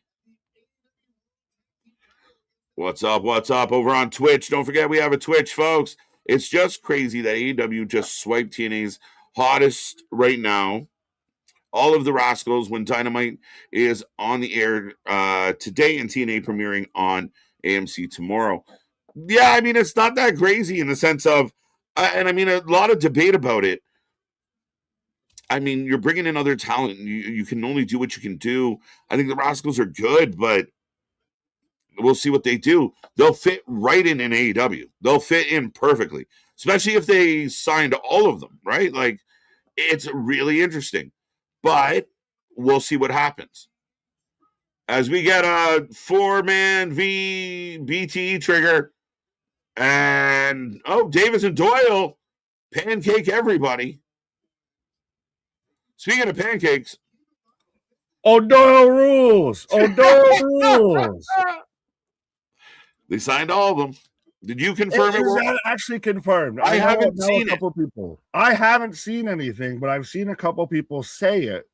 But I haven't. I literally quickly, because I just Googled it, of Rascals AEW, and Google was like, well, they've been linked to AEW, but nothing's official. Yeah. So, no.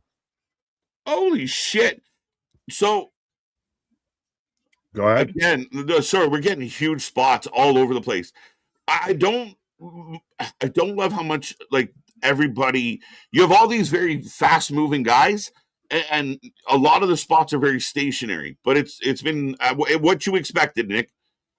Well, no, and I will give Tony Khan credit of he deserves a round of applause of, even though I know I've allegedly become Nico the Sicko, that now we're gonna get MJF, we're gonna get the actual world title in the main event like it fucking should be. So yeah, I know I booked and thought that they were gonna do their reverse engineering assignment commercial. Yeah. But I'm glad that they did the opposite of what I thought they were gonna do. Right. Like, honestly, right now the women might be your co-main event. The women will probably be like up next. Looking at the time, they're usually in between 9 and 9:20. So they'll go.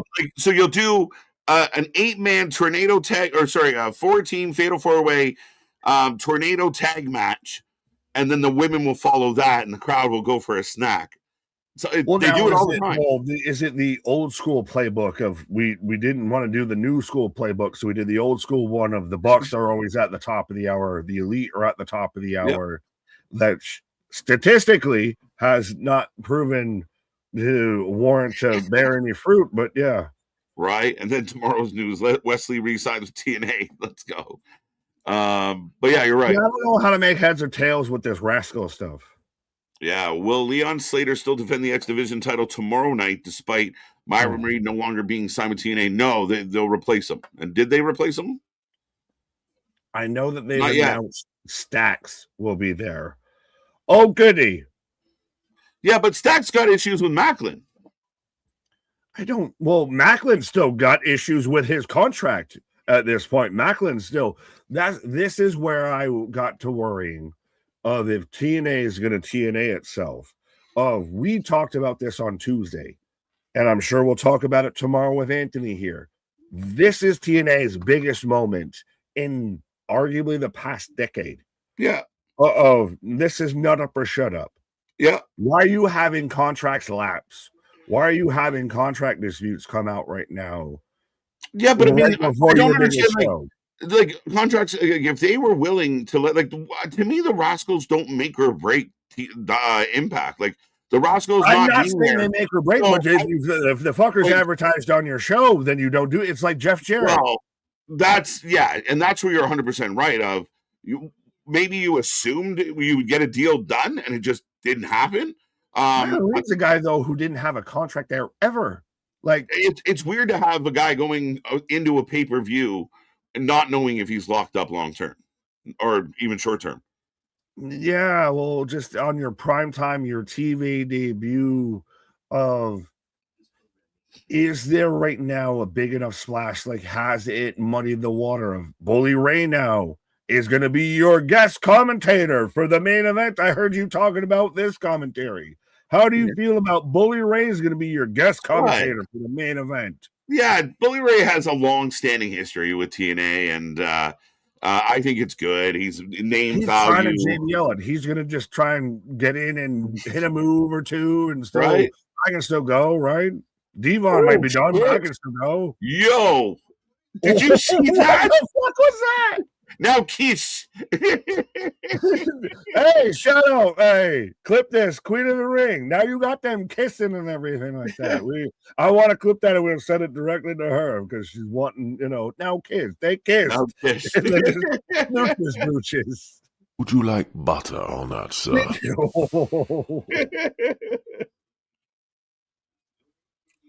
That's a yum yum moment, if ever. But no, I'll give him even credit of, hey, we're out here with the multi-tag match. It's top of the hour. I thought it was going to be the one to close out because we all assume the Bucks are going to win. So good on them. They actually learned how to book a fucking show. Yeah. TNA signs guys to like 3-month contracts and stuff, though. So they kind of now. So that has been, C-Money, you're right. Like that's been kind of their approach is they short-term contracts, they read them up. And then maybe that's the case with the Rascals. Myron comes in, a 3-month contract. They assume he's going to, they have no idea that, maybe Tony swoops in and has an offer. So, I mean. Wouldn't you think of that, though? I don't know, because they've been on a roll, maybe because you booked them to be on your TV show that shit. But I get your point for sure. So much on like a handshake and a hot dog kind of fucking deal that I don't get it. But it really has. There really has ignited TNA AEW. Like the sickos are out on the fucking warpath, and they like this to them is a big. Oh, we got another one! Ha ha! But still, it's one of those. I supported TNA when TNA was partners and being frenemies with AEW. Now that they're on the other side, fuck them. Fuck them. I hope they burn. We get it's 4-way. Remember, I said that the AEW. I feel like it's all for the simplistic. Like this match, they're getting big pops on big spots. But it is a lot of standstill, a lot of like everybody laid there. Okay, all 4 guys go to the top. Like it's like an attraction show outside of a Vegas hotel. Oh yeah, but it's even right there. You can tell the spots where they're going to set up. All right, you duck the clothesline. No, you duck the clothesline. No, you duck a super kick. No, you do this. No, you sweep the leg, Danielson. AEW. It's good spots though, man. It's fun. It's a fun match. This is mediocre. Yeah. This is mediocre. Wait, we can't get that shit over? What do you think of officially Davis and Doyle, the newest tag team? Davis and Doyle, double trouble, double fucking bubble and toil. Doyle rules, like I said when they came back. I don't get it. I think they look good as a tag team, though. Huh? I think they look good as a tag team, though. They look like the same person. Right? It looks like 2 brothers. They look like 2 guys that would get in bar fights for money. So should they not be the Davis brothers? They call them the Davis brothers. The Doyle brothers. Fuck it. Doyle rules. Doyle rules. So you start making shirts that say Doyle rules. God. Well, no, we'll make a White Castle luchador mask, but we won't make a Ray Phoenix or a Penta or a hologram. We won't make any of them masks. Right. But we'll make a White Castle mask. Rance had a thing I wanted to read, though. Who gives a shit about the Rascals? Seriously, they'll add nothing to AEW and that's just the truth.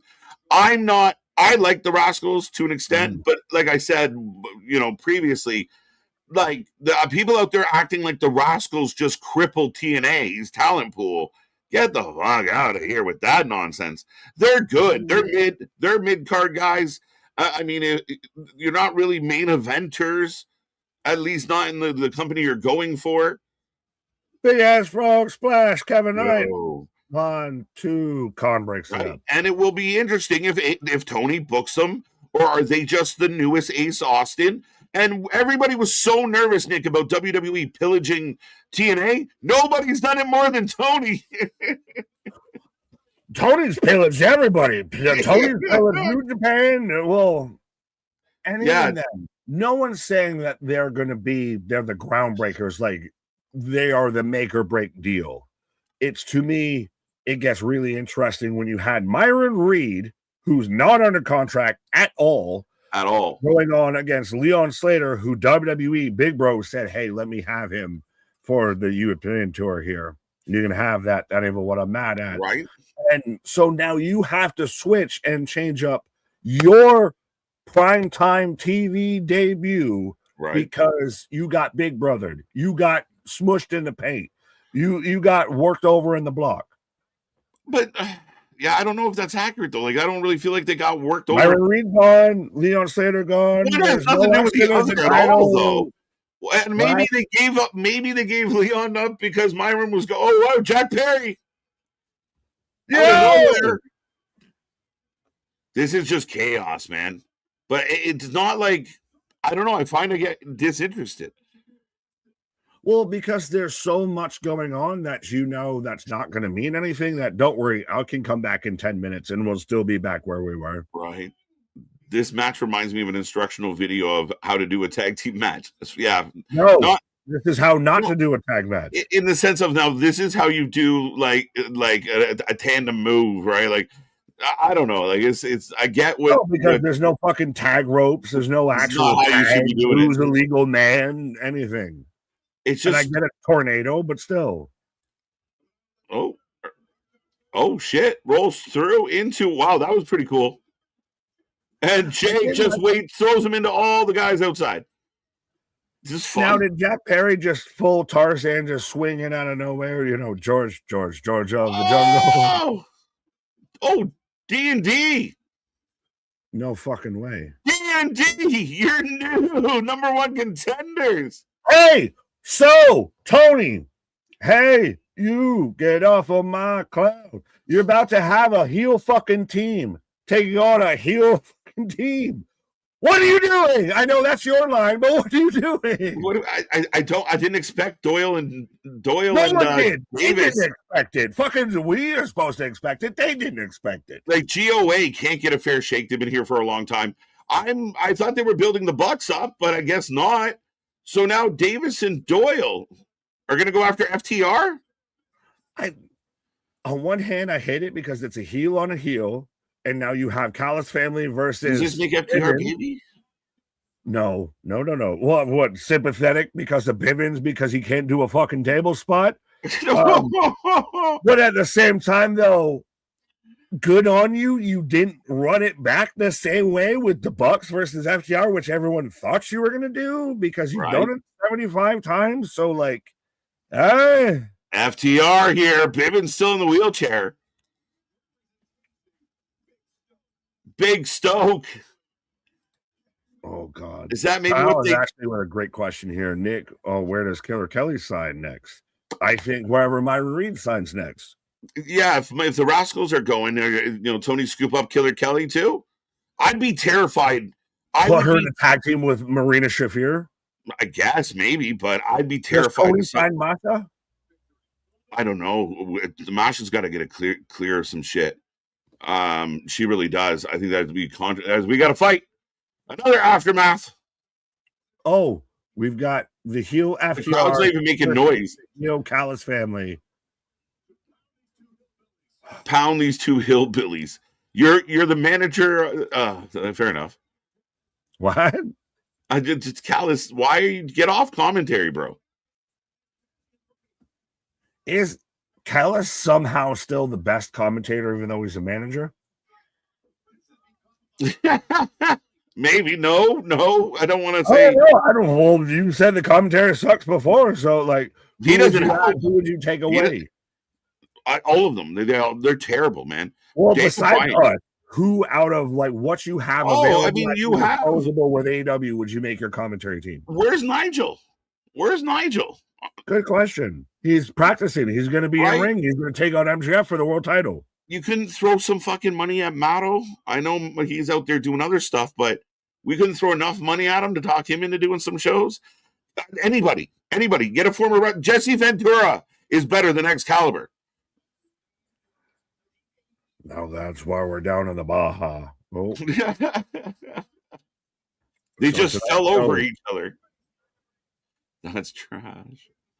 Crowd is pooped out. Yeah, up next, the ladies. Now that the crowd's exhausted. Hey, but they're in the co-main. Co-main. Ayatollah co-main. They're in the Ayatollah co-main. That wasn't needed. Nigel McGuinness only does Saturdays on Collision. Well, guess what? Now you're going to work Wednesday. Now I'm like, Paul Heyman. The only reason why you were world champion is because Triple H didn't want to work Tuesdays. Right? No, that's it. Like, fuck. I mean, there's talent out there. I mean, Coleman's good. They have good work. I know Ian. Riccaboni. Yeah, where's he been? I know he's apparently a bit of a head case, but I don't know. I mean, there's so many options, and I find Daniel Bryan awful. Like, it's like nails on a chalkboard listening to Daniel do commentary. He's basically just there, like, clapping for his favorite people and his favorite moves. It's crazy. It's like listening to a 16-year-old boy do fucking commentary. Yeah, I'm almost, because the others are so bad, including JR. JR at this point, I love you, but you don't offer anything. I don't even notice when you're there outside of when they cut to you at the desk. But I like Danielson if he's so one way. You just need someone that's so the other way. Like if you had a Nigel and a Danielson, yeah, I think it could work. Yeah, if you had like maybe Danielson, like if you had like Nigel's a great shout. Like if you had like a Corey Graves that would save. And antithesis, you had someone that's good. Oh, pot me kettle with us and everything, right? Like, oh, he's so good. Oh, give me a break. Like you need that. But Daniel's just like so happy. Juxtaposition. Not everything's fucking awesome all the time. That's it. You got Tony there just swinging pom poms. Then you got Excalibur, who's just fucking out to lunch and horrible. Like he's hard to listen to. He mumbles. It's gibberish. It's not good. Like everybody's just cheering on the show. Like nobody's really like helping tell the story, or you don't really get anyone like those moments. Like you need that. You son of a bitch. Like you need that. Like I can't believe the bad guy's doing this.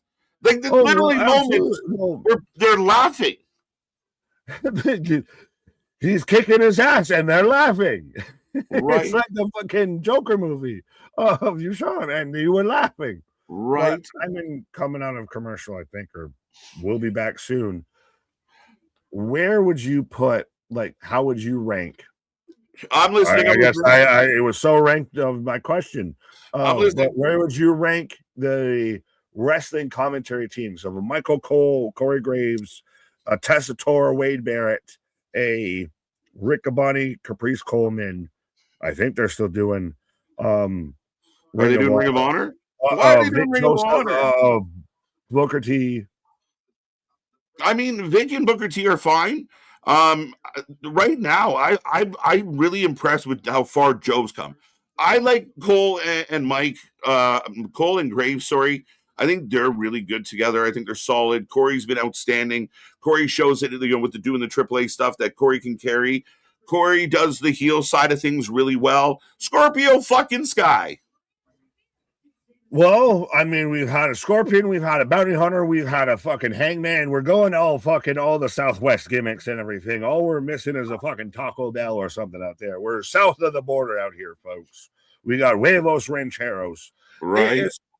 Is a Pat McAfee-esque missed from commentary at times, and I mean, there's people out there that absolutely hate Pat. But I like people that hate Tessitore. There's people that hate. We hate fucking Sockface. So there you go. So Christopher Daniels, Scorpio Sky, Top Flight, and is that Zeta Steel? Yeah, the former WWE ID Zeta Steel out there, I guess. What is this group? A group. Oh, Twisted Sister on the way out. Sweet dreams are made of it. Right, just where I like Austin Triangle, and again, we've established I like Austrians. I like Tekla, I like Gunther, I like Arnold, I like Austrians. Okay. We've established the Austrian run. Yes. There you go. I like Tekla a lot. I like this group a lot. I think there's a lot of potential here. You got a book. They are being booked right now in a bit of a death spot, but they have a chance to have a good match. Dynamite's gone kind of quick tonight, so that's good news as well. Do we get an overrun? Oh, for sure. Every week. Well, how long is the overrun? It's probably going to be about under 5 minutes of overrun. Oh, over 5. Over under 10. Fair enough. Well, you're here regularly than I am. Over under 8. Fair. Could you see 8 is a fair line. Could you see a world where Tekla beats Statlander? I know we just had Willow beat Monet. Does Stat drop the belt? She could. She's not a very exciting champion. I know people like her. I know people like her, but again, she kind of one of those people that really good wrestler, maybe not the greatest personality yet. I don't mind, a couple quick title runs for people here. Make it exciting. Mix it up. Let's go. Can I ask a poll question? Because I can't make the polls. Harley Cameron or Maxine Dupree? Because Harley Cameron to me is a mascot. Harley Cameron's a mascot? Yes, sir. I mean, well, what makes that so different than what Maxine had been up until recently? That's why I wanted the poll. That's why I want to poll the audience. We got the match poll up right now, but I'm questioning. Well, what do you say, sir? Because I think Maxine's at least she's trying, and it's it's something that keeps Becky away from the main title. Harley, to me, this group is just an afterthought, and just you are a mascot. You are rah sis Kumar. New look stat? No, she's just Princess Leia. Oh, I will Han Solo that bitch. What? Yums. Yeah. Oh, well, I'll take Willow. Willow, that Harley. Team Willow getting 65% of the vote. Twisted Sister getting 23, and nobody getting 12. So we will see how this one works out, folks. Get in that chat. Let us know how you're feeling on a Wednesday night. As this would technically be the second last match, the co-main. But Thekla and Stat kicking it off. Well, no, here comes Julia. I like how we always have to say it like Razor Ramon, the co-main. The co-main. I'd rather chow mein right now, but anyway. Oh no, I have a bonus spare ribs, beef teriyaki, my guy. Let's go. General Sows. Sows to so. Yeah, so how do you know? Who would you take, Statlander or Ripley? Oh, Ripley. Okay. Well, because I think that would be your. If you had to do a comparable, would that might be the one? Yeah. Yeah, I don't disagree with that. I mean, it's just Ripley's so well-rounded, and I think just more experience, and again, better. You have better people putting your, better wrestler. She's just a better wrestler. Oh, yeah, like all around. Like that's the thing. Yeah. Stat's good. I like Stat. Stat again. I think for me, I've seen improvement in Harley, but I think in the WWE they went out of their way and did like those training things for Maxine, right? Tried to build Maxine up a little bit. Now, did those help Maxine more, or do those help Natalia more? It might actually end up helping Natty. We'll see how that works out. But Harley, we haven't really had that. But I think if I had to book someone, if I you're trying to build a roster, KJ, and you can only pick one of these ladies, I'm going to pick Harley over Maxine. Oh, well, is that because she's Canadian? No. What's that? Is it because she's Canadian because of the poopette? Is she Canadian? I don't think she's Canadian. Yes, she's the most Canadian. I thought she had. No way. Get the fuck out of here. Do I have to introduce you to your She's own like Australian, isn't she? Either way, she's not U.S. I don't know. New South Wales, Australia. See, she has an accent, not a Canadian one at all. See, I'm a terrible, ignorant American. I just heard an accent, and it's not American. So it's you're not from. I know you're not from here. I know you don't belong here. Don't make me call them people. Right. Um, Willow no, with a bit Willow of an to me airy Inzaguri. is the top person in this whole match. You go Willow, Stat, Tekla, Sky Blue, Julia Hart, Harley. That's fair. I mean, I actually think Harley's more marketable than Sky and Julia, just because I think, Marketable versus talented. yeah, that's the thing. But I don't think Julia or Sky Blue are that talented. I think they're just pretty and got over. I think Sky Blue's talented. I think Julia's been talented. I They're think okay. they work. Like, I mean, I don't think they're that much better of a wrestler than Harley Cameron. I don't think it's that much of a gap. Well, is that a blessing or an indictment? A Well, little bit of both. how do you feel about Megan Bain and Penelope Ford? I think Penelope is awesome. I think she's outstanding. And Megan Bain, I think she should be running this division. The fact that Megan Bain right now is like kind of irrelevant is mind numbing. Like, is Megan Bain all hype and no substance? Because I'm starting to think that. I think she's a lot of look and not a lot of. She's a lot of sizzle, not a lot of steak. Fair enough, but I think if she came in to if you booked her in a way that she came in and looked like a powerhouse and really was able to kind of establish herself against top talent, then we might not feel that way about her right now. And there's a way to kind of hide. Maybe in ring, she's a little on the green side. Penelope Ford, I mean, can legitimately wrestle, legitimately actually go. But she is one of the best by her Kip Sabian gimmick. For a long time, yes. I think Megan Bain is a lot of sizzle. She's a Jade Cargill. She's I don't even want to say a Lash Legend. She's a Raquel Rodriguez she can look really great if you present her well. If you actually expect her to have a really good wrestling match, I don't think that's a thing right now. Yeah, I don't know either. She looks great versus Joey Janela. She does not look great versus a Chris Statlander or a Willow or maybe a Tony Storm or anything like that. Yeah, and like Willow, to me, it should be a marketing juggernaut for you. Like she's somebody that should be selling t-shirts left, right, and center. You want to be family friendly? There's your family friendly. There's your family friendly. Thekla is outstanding. I mean, a good talent. And don't get me wrong, I think Julia and Sky are good. I just don't. I think people get the mistake like a nice ass equals really good wrestler. I think that she's getting a few bonus points on her. Some people would say, "What is Stephanie McCoy?" But she can fucking go. She backs up that. Can she go, or does she just go with the devil's kiss? Does she just bang it?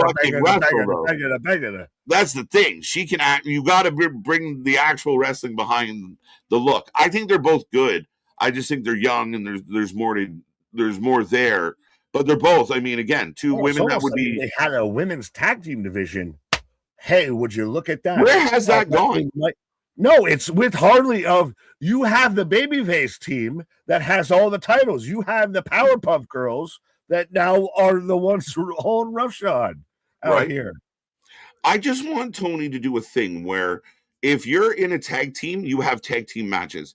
If you're in a trios, like a group of 3, and you're in the trios division, have trios matches.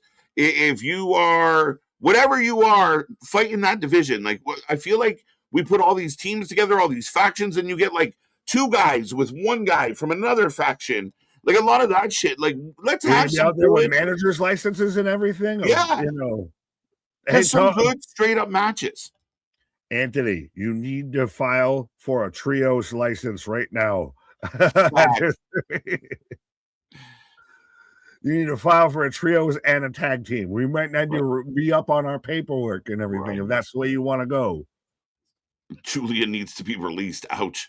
Hey, no, actually, no, it was actually appreciating. It was actually appreciating. I appreciate a good peach. Oh, yes. It's the things that make life worth living. And they're literally the things that make the world go around. I've been around the world and now, yeah. Yeah. And Kenny's exactly right here as far as, again, she's Hugger Bailey. Like, that's what it is. At that level, she really could be. But not even, like, I agree with it, but she's not even at that, like, too throttling, too sweet kind of level of She has that little bit of that edge to her of you can still like. She's one of those. If you're Tony Khan, market your women's division around her. Even more than a Stat, even more than a Tony Storm, even more than a Mercedes Moné. Yeah, I think so. Okay. Like, wouldn't you feel that way? I don't know. Your mic just got really quiet, so maybe I heard what you said. Can you still hear me?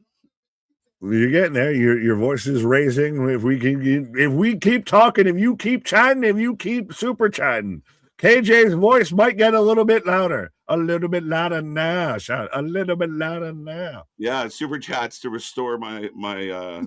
Yes, his vocal cords. How about now? You're good. Harley Cameron puppet should be on the shop again. Right. Why, if you want to put over Harley Cameron, why is a puppet Monet? Why hasn't that been on the shop? Is it not? I just assumed it would be. Bro, I hate AW's fucking merch shop. I hate that I can watch MJF show up in something in March and I have to wait until December of next year to own it. Oh, nice move. Right? It doesn't make any sense. It's all the little things that just need cleaned up. Better people running it. More reliable people. More qualified. Do you think tonight, though, is a better production value? Now, granted, we have to keep mentioning because I know sicko fans still will mention it the other way around. Right. Anyone want a burger blast from White Castle? Because I've been seeing it for an hour and 46 minutes now. Right. Willow back in. Big spine buster. It's been a great match. Like, I mean, it's been good. It's been a great match. I mean, it's been good. You walked back your own comment in your own sentence. I spoke too quick. But big I think your sicko side came out. I actually think this has been an okay Dynamite. I have not hated it. Well, again, begs the question, do they need peripherals? Do they need pomp and circumstance? Do they need a miracle on 34th Street? Do they need a New Year's bash? Do they need maximum carnage to have a good Dynamite, or can they just have a good Dynamite? I mean, again, I think if you do it, regardless of what the fucking name is, you should be able to pull it off. But big DDT. My only beef with this, like, again, I just think you just did a fatal four-way tag match, tornado. Now, this looks very similar with all these women scattered everywhere. It looks very like, oh, shit, we just watched this. There's just ladies doing it. Yeah. So you mean you had a multi-person tag match before you had a multi-person tag match, which is what I was worried about they were going to do. Right. You kind of brought this concern up pre-show, my guy, of like, why are you going to do that? Why would you do that? What are we doing? Right now, I don't put peanut butter and then put more peanut butter on my toast. You put some peanut butter, you put some jelly, you go that way with it. You spread that shit out. Smear. Right. A good smear. Right. Where's MDB when I need him? Too much Harley. Not a thing. Not a thing. Too much Harley or too little Sami Zayn? Yes. Jose. Yes, we do support them. We do. They're just, we politely ask them to leave and we call them Hank Hill. We support them. We might not chase them, but we support them. Trust me, they need support. Yes, Twisted Sister get the win. Oh, and they pinned Stat. Pinned Stat. Pinned Stat. So guess who's about to be your champ? I don't know yet. I don't know, but Thekla could. I mean, I like Thekla as a challenger. I do. And I know I call them Twisted Sisters because it's hilarious. But I like the unit. I like the group. That was a good match. We're not gonna take it. No, we're not gonna take. Did Tony have any thought to maybe just you crown the first ever women's tag champs and then just let them go on like a clean run for a little bit to kind of just build up the new title, the new champs? Nah, let's give one half that tag team a singles title and then have them dropping L's on your weekly show right out the gate. What? You lost the plot at thought. Just a question. I'm just asking questions. Just want to know. Hey, see, this is why, again, we don't get into the fucking media scrums and we don't get the interviews for the fucking 5 views with Tony and everything, because we'll actually ask Tony real questions. And hey, Tony, just Wrestling for Life Network over here. So when you established the women's tag division that you delayed and took months to actually debut, did you think you'd ever actually have them, defend the titles, build a feud around it, build a division around it, and especially when you look at WWE, who's building Rio, the Kabuki Warriors, We're Not Friends, Bailey and Lyra all around that and everything, that maybe you might want to put some shit around that. You might want to buffer it out, pad it out, do something with it. What? Yeah, maybe, Nick. But we do have an interesting segment as they're trying to interview Jet Speed, and Swerve kind of gives love tonight, and now Hangman screaming, but I guess he's going to team up with Jet Speed on Saturday. Jet Speed. Are you for real? Like he's fanboying over Hangman Page. Really, man? You're going to work with us? Aren't you like the same age? We work together. Who the fuck fanboys over your fucking coworker? Can you believe Roman Reigns with me? Well, I mean, it's not like I mean, as far as overall experience, it seems weird. But we are down to the take a moment to appreciate of just the fact that I get to work alongside KJ White doing all of this right now and everything. Because we need to just do fanboy and fan service over everything. What? Right? You don't feel that way? Okay. Well, wait. Well, now you're gonna take this like a asshole. It's AEW for you, Nick. Right? Like really? Do I have it? I know you got a gong. I don't know if you have it. No, that's not it. That's level up. That's the drizzling shits. That needs to be almost moved up a little bit more. We got to promote that one. All right, that might be slid up there. Here's the ratings for tonight based on the soundboard. Yeah, a butter is a 10 out of 10. A toilet is in the drizzling shits. Yeah, we'll have a 5 sound system around here. Exactly. You can't knock a 5 sound system. You can knock a 5-star system, right, but not a 5 sound system. So, yeah, no, that could work. I mean, we're members only. We'll pass this out. Options Make sure you become a members, and we'll figure out this. Our star rating or sound rating system out of 10 here. Out of 5, 10, 7. What number are we going to? It might be. We'll see. I think 6. What the fuck?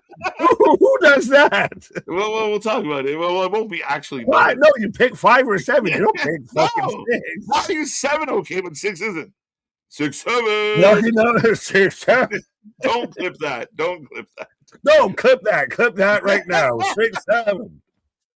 KJ, been here for years. Nick, you merely trained in the Dynamite. KJ was I am the big Nick Sicko. I'm Hollywood. That's I'm it. David Arquette out here. Right, we were taking. I'm a Dallas Page. Sorry, what? We were taking so much heat for our critique of AEW. We had to bring in Sicko to help us out, balance it out. And it's so funny. Oh, right when everyone's, you don't watch this. Oh, well, if you don't watch it, just turn off. And then AEW is like, hold my beer. And uses us in a video package. It's like, it's everybody just kind of did that like point and just right. Shouldn't have been talking shit. But we are on a commercial break, folks. So we're coming out of it for the main event.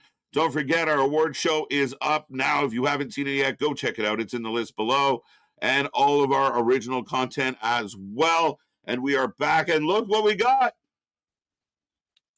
Rascals confirmed. Yo, okay. Rascals coming soon. with the fucking trippy mushroom and everything. Yeah, but no, well, that's where I questioned on last Thursday, of is TNA gonna TNA itself with this? And I'm starting to wonder, when you let like the Rascals go, and I'm not saying, again, we've talked about this to the length of it, they're Right. not life or death, but they were advertised on the show. Jake Something was doing promo packages for TNA on AMC. And when those people go, it gets a little interesting.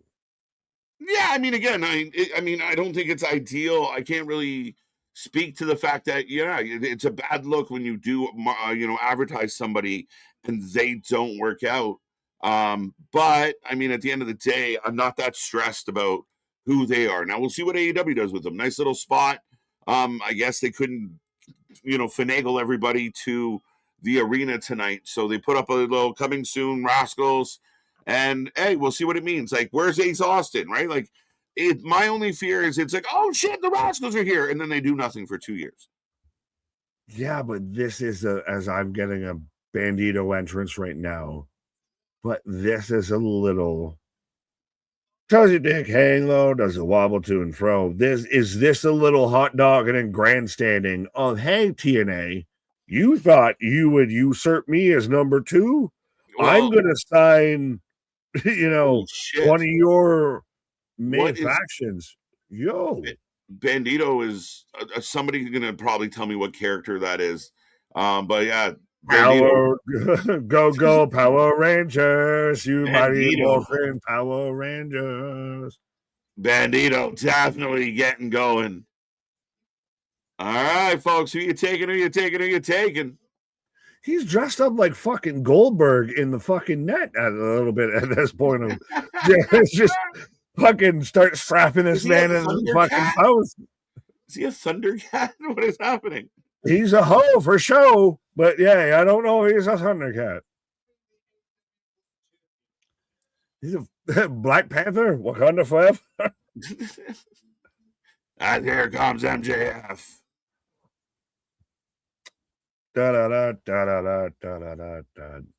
Does he steal the ring from Bandito tonight when he wins? And I do mean when he wins. Well, yeah, I don't think he doesn't win. I mean, sure, why not? I mean, finally he didn't win it. So, I mean, it would almost be. And that's just because he wasn't involved in it. Right. It's not like he didn't win it because he lost it. He didn't win it because he wasn't involved in it. Right. Damian St. Cross debuts tomorrow on AMC. And that's the other thing we got to remember. And again, if you look at your books and you're thinking you have a budget, you're like, I'm gonna try and sign Cross. Means I gotta let the Rascals go. I gotta let 4 superstars go to sign 1.5. Well, considering one wasn't under contract anyway, so you only let 3 True. Go. So 3. I gotta let go 3, y'all. 3 mid-level guys for Karrion Kross. I think that's probably close pay wise. Fair. Well, right.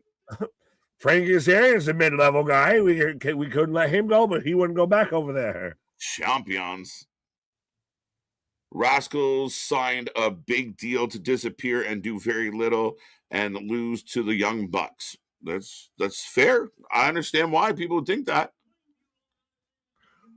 If you, and I know this is future foreseeing Googling man kind of thing, but if you were going to sign the Rascals tonight, would you have not had a mystery team in the Fatal 4-Way? You have them debut then. You set up that instead of now you've got fucking O'Doyle rules of you've got heel on heel. And honestly, does anyone give a shit about FTR versus Davis and Doyle? You know what? I don't, but I think it's going to outkick its coverage. I think it's going to be good. Cool. That's an onside kick. That's longer than 5 yards. I don't care. That's not a deep kick. It has an outstanding potential. Just because, I mean, Jake Something can fucking go. Mark Davis is a good wrestler. I think we're both fans of what he has done in the past. And then FTR, I mean, they have moments of brilliance. I think that I don't care about it, but I think the match is going to outdo my care. You said outkick its coverage, and I know I've said that line, but to me, this is you're outkicking an onside kick, so it's going to go longer than 10 yards for me. It should be good. It really should be good if done right. Though those four guys can really fucking hammer down. So it's a bit of a hoss fight. I like it. But Bandito, MJF, cross from each other, set up, ready to go.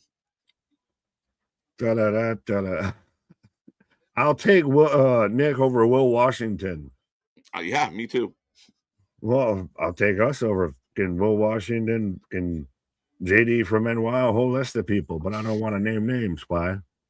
The Righteous show up on TNA too. They're there. They're going to be on Genesis. I would expect they're going to be there. They're stalking the Hardys. Is this going to be what they do in 2026 of what wrestling promotion books most towards me? If we get Cross and the Righteous together, on top of I've already been labeled a sicko here, and now I'm just the biggest swing voter in wrestling. Right? Shock the world. Let's go. Big shoulder block by MJF gives a little Eddie. Yeah, tap. A little bit of the woo. Ooh, hold up, little Ric Flair strutting. Woo. Little limousine riding, jet flying, wheeling dealing.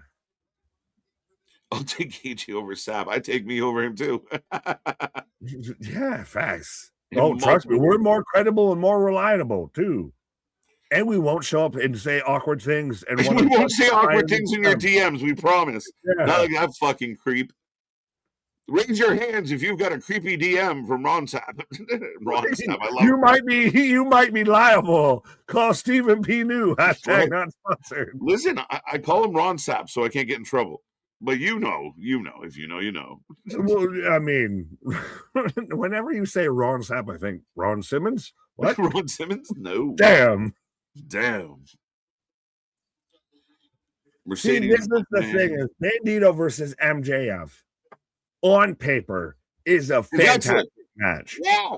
But I know there is not a shadow of a doubt that MJF is losing this match. Oh, no, not at all. I mean, it wouldn't, to me, make any sense at this juncture. But we'll see how they get out of it. As up goes MJF. I'm waiting for something that's going to be a transition from Bandito's little springboard, like float over suplex. That's going to be equivalent to that. They're going to split it into the Heat Seeker because they're almost the same setup. Right. Stephen PN News. Yeah, Stephen P. New.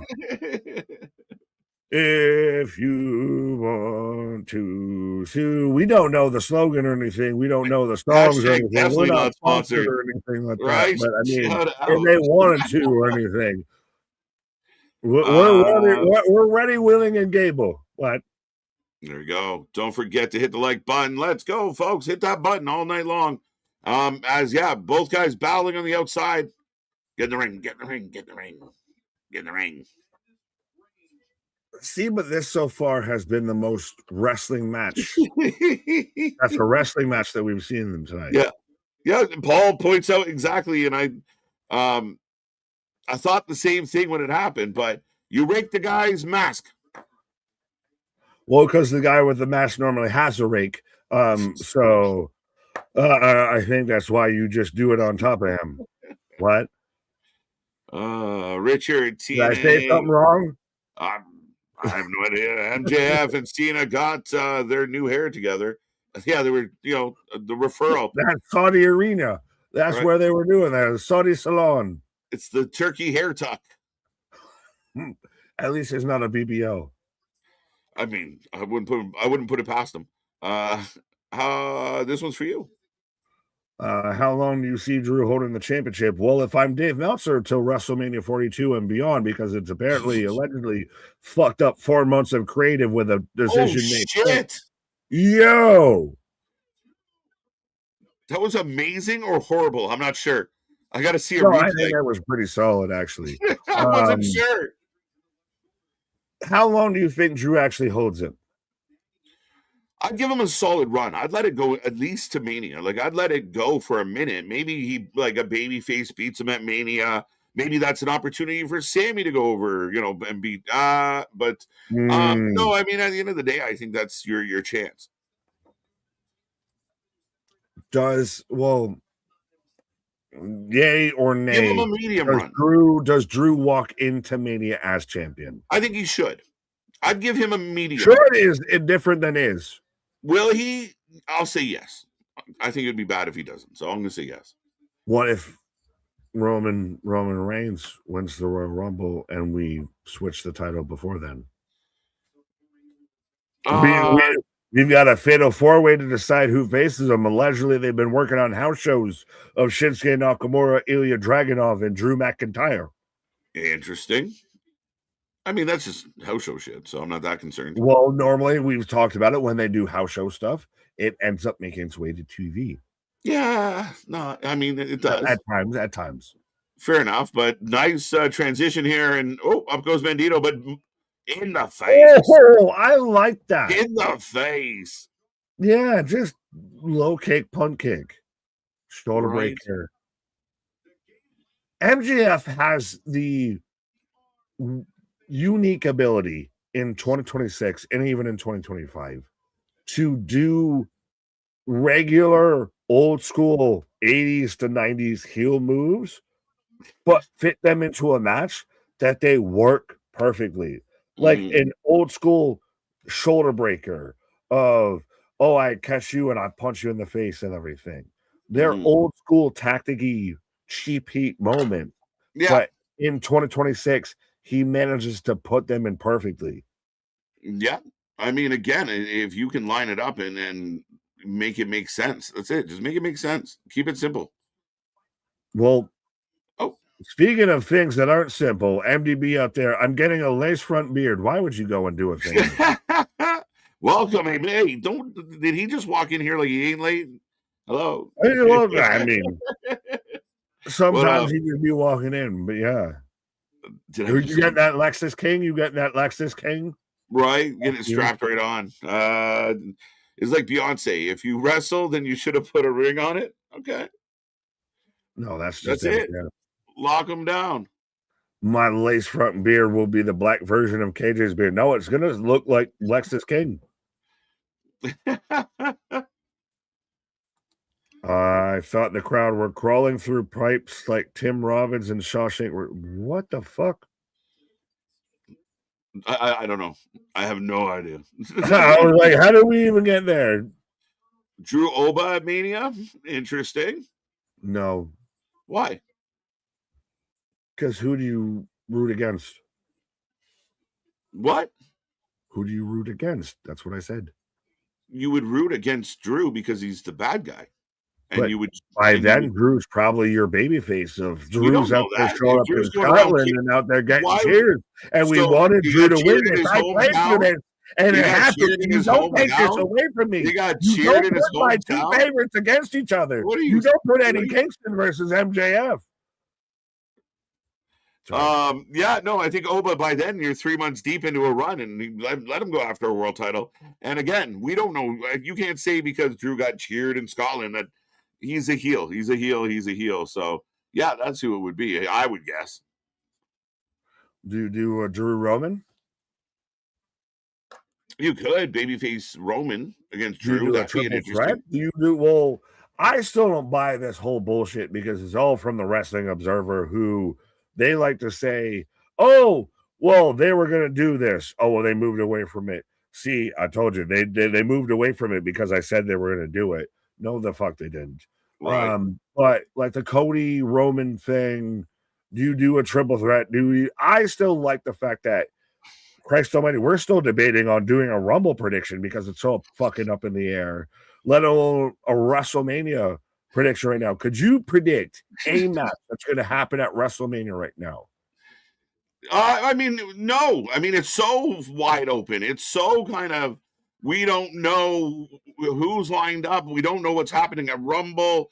How will that tie into Chamber? How does it all look? I mean, again, it's a lot to figure out still to come. I mean, it's probably the most wide open it's been in a long time.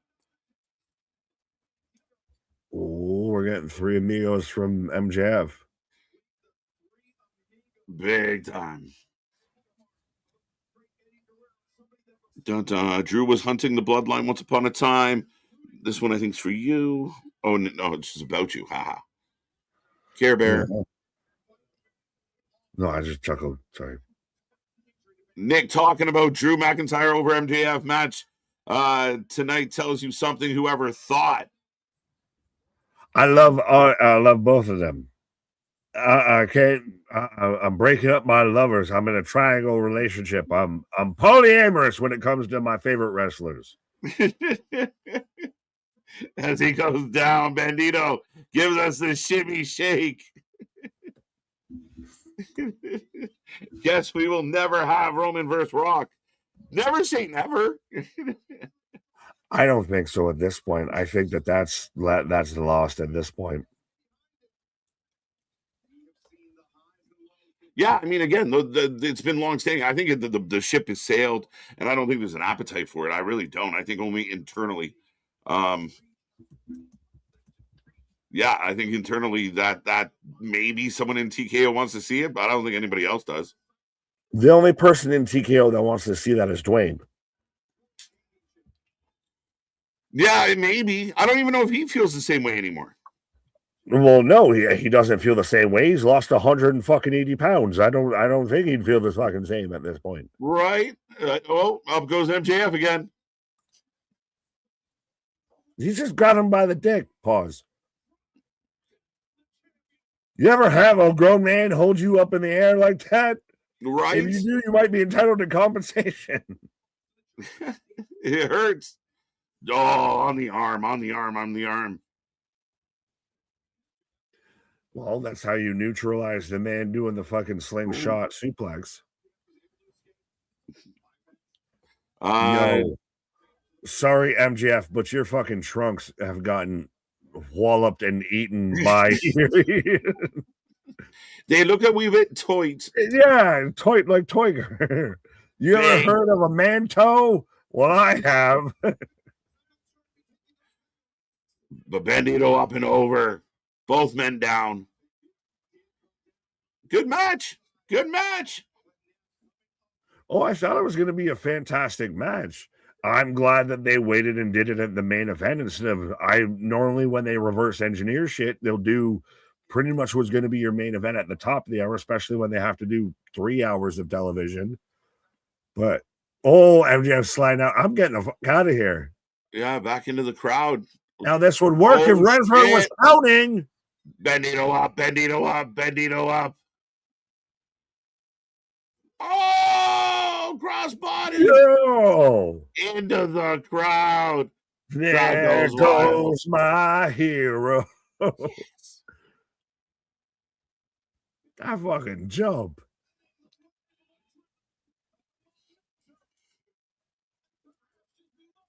Oh, as we go to 10 o'clock, so we're going into the overrun. But don't wait. There's more. It's good. Yeah, hitting the button now. Let's go. I'm having fun with this one. Again, Tony's got all the parts. You just got to learn a little bit. If he would just hire a guy strictly for the creative and you got to run things by me, it would just be so much better. Hey, I think I know a few guys that might be, willing to do that. Huh? Right. 2 hours. There's always an overrun. It's just the length of the show. As we get a Poison Rana kick to the belly. What? At what point? Oh! There's Spaz. At what point does the overrun stop being an overrun? Like we talked about earlier with the start of the show, when you do too much before the match starts, at what point does it stop being an overrun and it's just part of the fucking show now? Right. It still ends at 10:15. It doesn't end at 10. Like if every baseball game went 11 innings, it's that's what they do. right? It's not over. You can't call that extra inning overtime anymore. Like that's no, the game is 11. Like, what are we talking about? Like, if there was 4 periods in a hockey game, is it overtime or is it 4 quarters? yeah, right. Like, what are we doing? Oh, as we go for the suplex, no luck. The arm's hurting. I'm not trying to be weird, but still, every time they cut to MJF, like that man's ass is eating his fucking trunks on a different level. And that is your ass update with Nick. And that is your Jux Watch of 2026. Ooh, slingshot cutter. Nice. Ooh. MJF's gonna be a great 24/7 champ in WWE. Jesus Christ. Solid US Open challenge. Right? It'd be crazy. Where's no Andrade tonight, no Kyle Fletcher tonight. A few people. Okada, Takeshita. None. Yeah, no. Monet. No Monet. Well, Monet might be taking a pause. Hey, what do you say? Jose on it. Let's go. No. Would you like butter on that, sir? Well, I'm about to get a heat seeker. Pushes him off.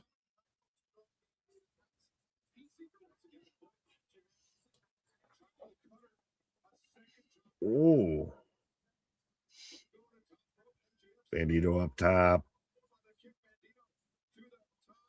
Shooting star, 7-year itch. I like it. Two go. I will give them credit. They have at least made it feel a little bit like maybe Bandito could actually win this shit. Right.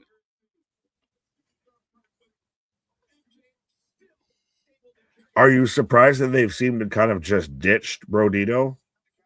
Yeah, well, they just kind of went in different directions without really explaining why. Like, again, like it's just things just happen. There's real no anything to it. As yeah, I hate this move, Nick. I hate it. Why?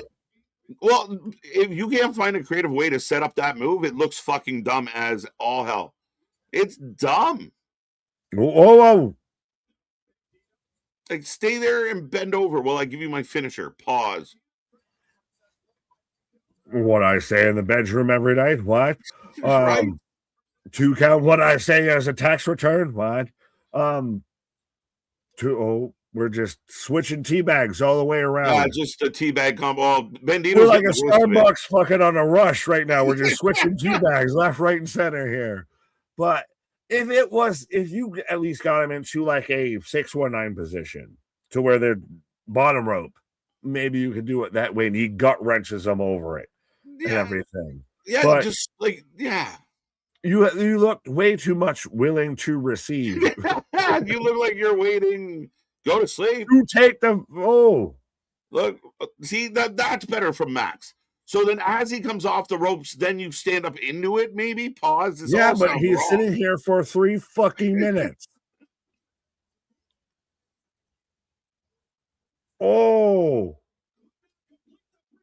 One of the HBK. He sold it. He did the sell. He popped up to do a second sell.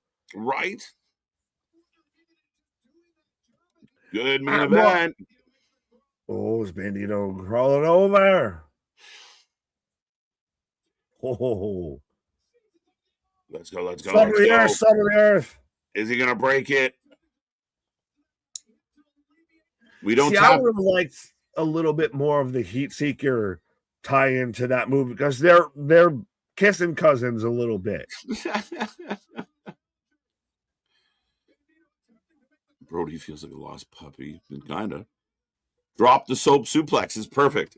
Someone else said it in the chat. The drop the soap suplex. That's exactly what it looks like. Oh, the yes lock. He's doing the yes lock. And Brian calls it out. Well, it's a fucking crossface. As my shit goes blurry as it went. Bandito flipping the bird. Too many roll-ups.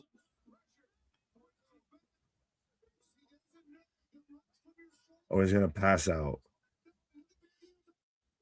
He passed out. He won't tap out. He passed out. Of course, nobody taps out in this fucking company. Everybody's a moron. Everybody's a fucking idiot. That will, I'm gonna wait until I'm out cold. Everybody. No, they're a badass. They're not a moron. Everybody. They're a badass. Everybody. I won't live to fight another day. I'm a badass. Everybody, Nick. It's fucked. The label lock. I didn't even heard it called that in a minute. It's Even a if you fucking don't. crossface. What does Nick believe? What did I miss? Even what? What? I don't know. I believe in Joe Hendry. What? Right? Bandito is very talented, but he must have one of the worst finishers, and I'll do the setup. It looks absolutely flat out ridiculous. Yeah, and nobody thinks like, hey, let's just ignore the fact that this is stupid. I still would say it's better than Grayson Waller's finish. They both do the fucking stupid roll-in, and then Waller's and shit. I still think at least the opponent's not bent over, ready to get fucking derailed. No, they're just wobbling along like they've just got fucking a little bit, like 24 hours to go. Right? Like finish him. Fatality. And MJF's going to cut a promo. Oh, you set the line at 8. We're right at the line. And I will compliment the fact that was a nice, clean main event. I like that it was the main event. Yeah. But it was good, and there was no, run-ins. It was a good match. It is everything I thought it was going to be. I just thought they were going to fumble the bag. Again, I know I'm saying the word that I don't like when everybody else uses it, fumble. At least you're using it properly. They were going to mishandle the bag and do it at the top of the hour instead of main event. And again, you had a very good, valid reason to think that. We've seen that quite a bit. It says, oh, wait, MJF says, I'm not. Who's coming out? Who's coming out? Karrion Kross. Eddie? Kenny. Oh, Kenny. You said Eddie. I was like, holy shit. No, if Eddie comes out, they're definitely booking for me. If Eddie runs out right now, we might see Nick's O-face. Fucking hell. Oh.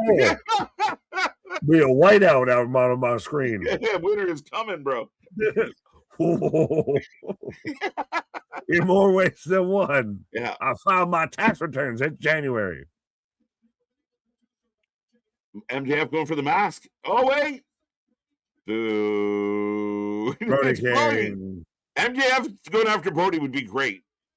But I was hoping for something big. MJF's gone. Well, you got big Brody King. So is this how we end the show? Yep. Tragic, ain't it? Yeah, 100%. Started on a roar, ended on a whimper. I don't know. Brody's going to turn on Bandito and challenge for the Ring of Honor title. Here comes the turn. Hold on tight. Get out of my country. No, do it. Don't disappoint.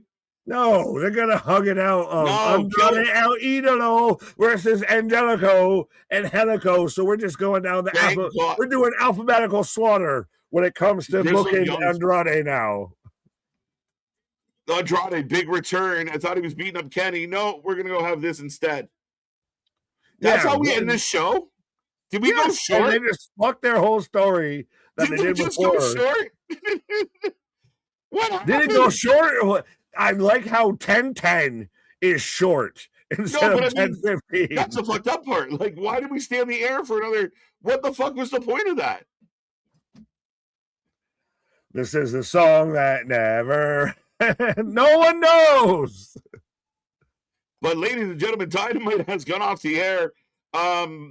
We take a rating out of 10 for all the shows, so let me know how you feel about this one. It was good. I mean, hell, that was one of their better shows in a while. And coming out of the gate in 2026, I mean, that might be my favorite show of the week so far. Well, even with all its bullshit, if you accept it at face value, there was good stuff in there. I had to, for half a second, remind myself of Friday was last week, not this week. And I was like, all right, so Monday, Tuesday, Wednesday. And keep in mind, 7.5. 7.5. I'll tell you. I'll match that. I can. I think that's fair. I think that, again, there are flaws and there are ways to make this show better. Like again, like you pointed out just a second ago, Andrade came back and you put him on Collision against nobody. What are we doing, guys? So I agree. Like there's flaws, but as far as being a good paced show that had a lot of shit going on and wasn't that boring, I think 7.5 is okay. I think that's fair. I like that I'm wrong with how I thought that they were going to book the show, because I booked the definitely show looks okay. how they've done with Dynamites before and everything. Yeah. They reverse engineer shit and everything. So that's where like the 7 kind of comes from. MJF Bandito was all right, but there was a lot of put the stick in your own spokes kind of moments tonight too, of self-inflicted wounds of like no one. You can't say Fed fans are doing this or doing that when you're kicking your own ass. You're Jim Right. Carrey in the bathroom in Liar Liar. What are you doing? I'm kicking my own ass. It's exactly what it is. And I think the running statement I think still stands of they keep tripping on their own peckers. And that's what it feels like. I think that all the stuff is there. And again, tonight wasn't like, it's not you're sitting there watching, at least for me, I wasn't watching the show going, oh man, this is so awful, I can't wait for it to end. But at the same time, I do notice all this shit that doesn't make sense. So it's a double-edged sword. It's a hard battle. And I've said it a million times. Tony has all the ingredients. He just doesn't know how to cook. It's a really good show. And this is when you're still in the honeymoon phase, surprisingly somehow after 6 years, when you're still in the honeymoon phase of like, she can kind of cook. Like, all right, so the steak's kind of overcooked and everything. The pasta's still a little extra al dente. Why is it crunchy? But you're willing to let it go because you love her a little bit. It's still a good show, but at the same time, you have your. Why'd you look off screen? I feel like I got you in trouble. You looked off screen. Why'd you look off screen? But it's one of those. It's still a good show, but you're willing to look over some blatant mistakes and some blatant flaws because you love it. There was no Moxley. Hallelujah. Praise. That's why Stoner Jesus showed up, because there was no Moxley. There was no Moxley. I do not think he was even in the back at the beginning. So maybe he didn't even show up in the Death Riders. Now, is that the disconnect with the Death Riders? I don't know. Maybe. I don't know. Where were you? Pac got beat up. You weren't there to help. But either was Claudio or Danny. Like, I don't fucking get it. 7 out of 10 from Vance. We're both going a little high. We're giving some love for all the times we've been accused of all the hate. Some love tonight. It was pretty good. Again, not a barn burner, not the best show ever. Simmer down, but it was good. 3.5 out of 10. Just doesn't like it. That's fair. 3 days in the week might be, like you said, best show of the week. I think it might be the most entertaining one, start to finish. Maybe. NXT, I think we gave like what do we give it? 6.5 last night? 7. You went, I think, to 7. I was like 6.5. I gave it the Jada Parker bonus. I fucking missed that. I don't know what you were here for Raw with. I think Raw, I was kind of on the lower side of things too, like a 7. Again, are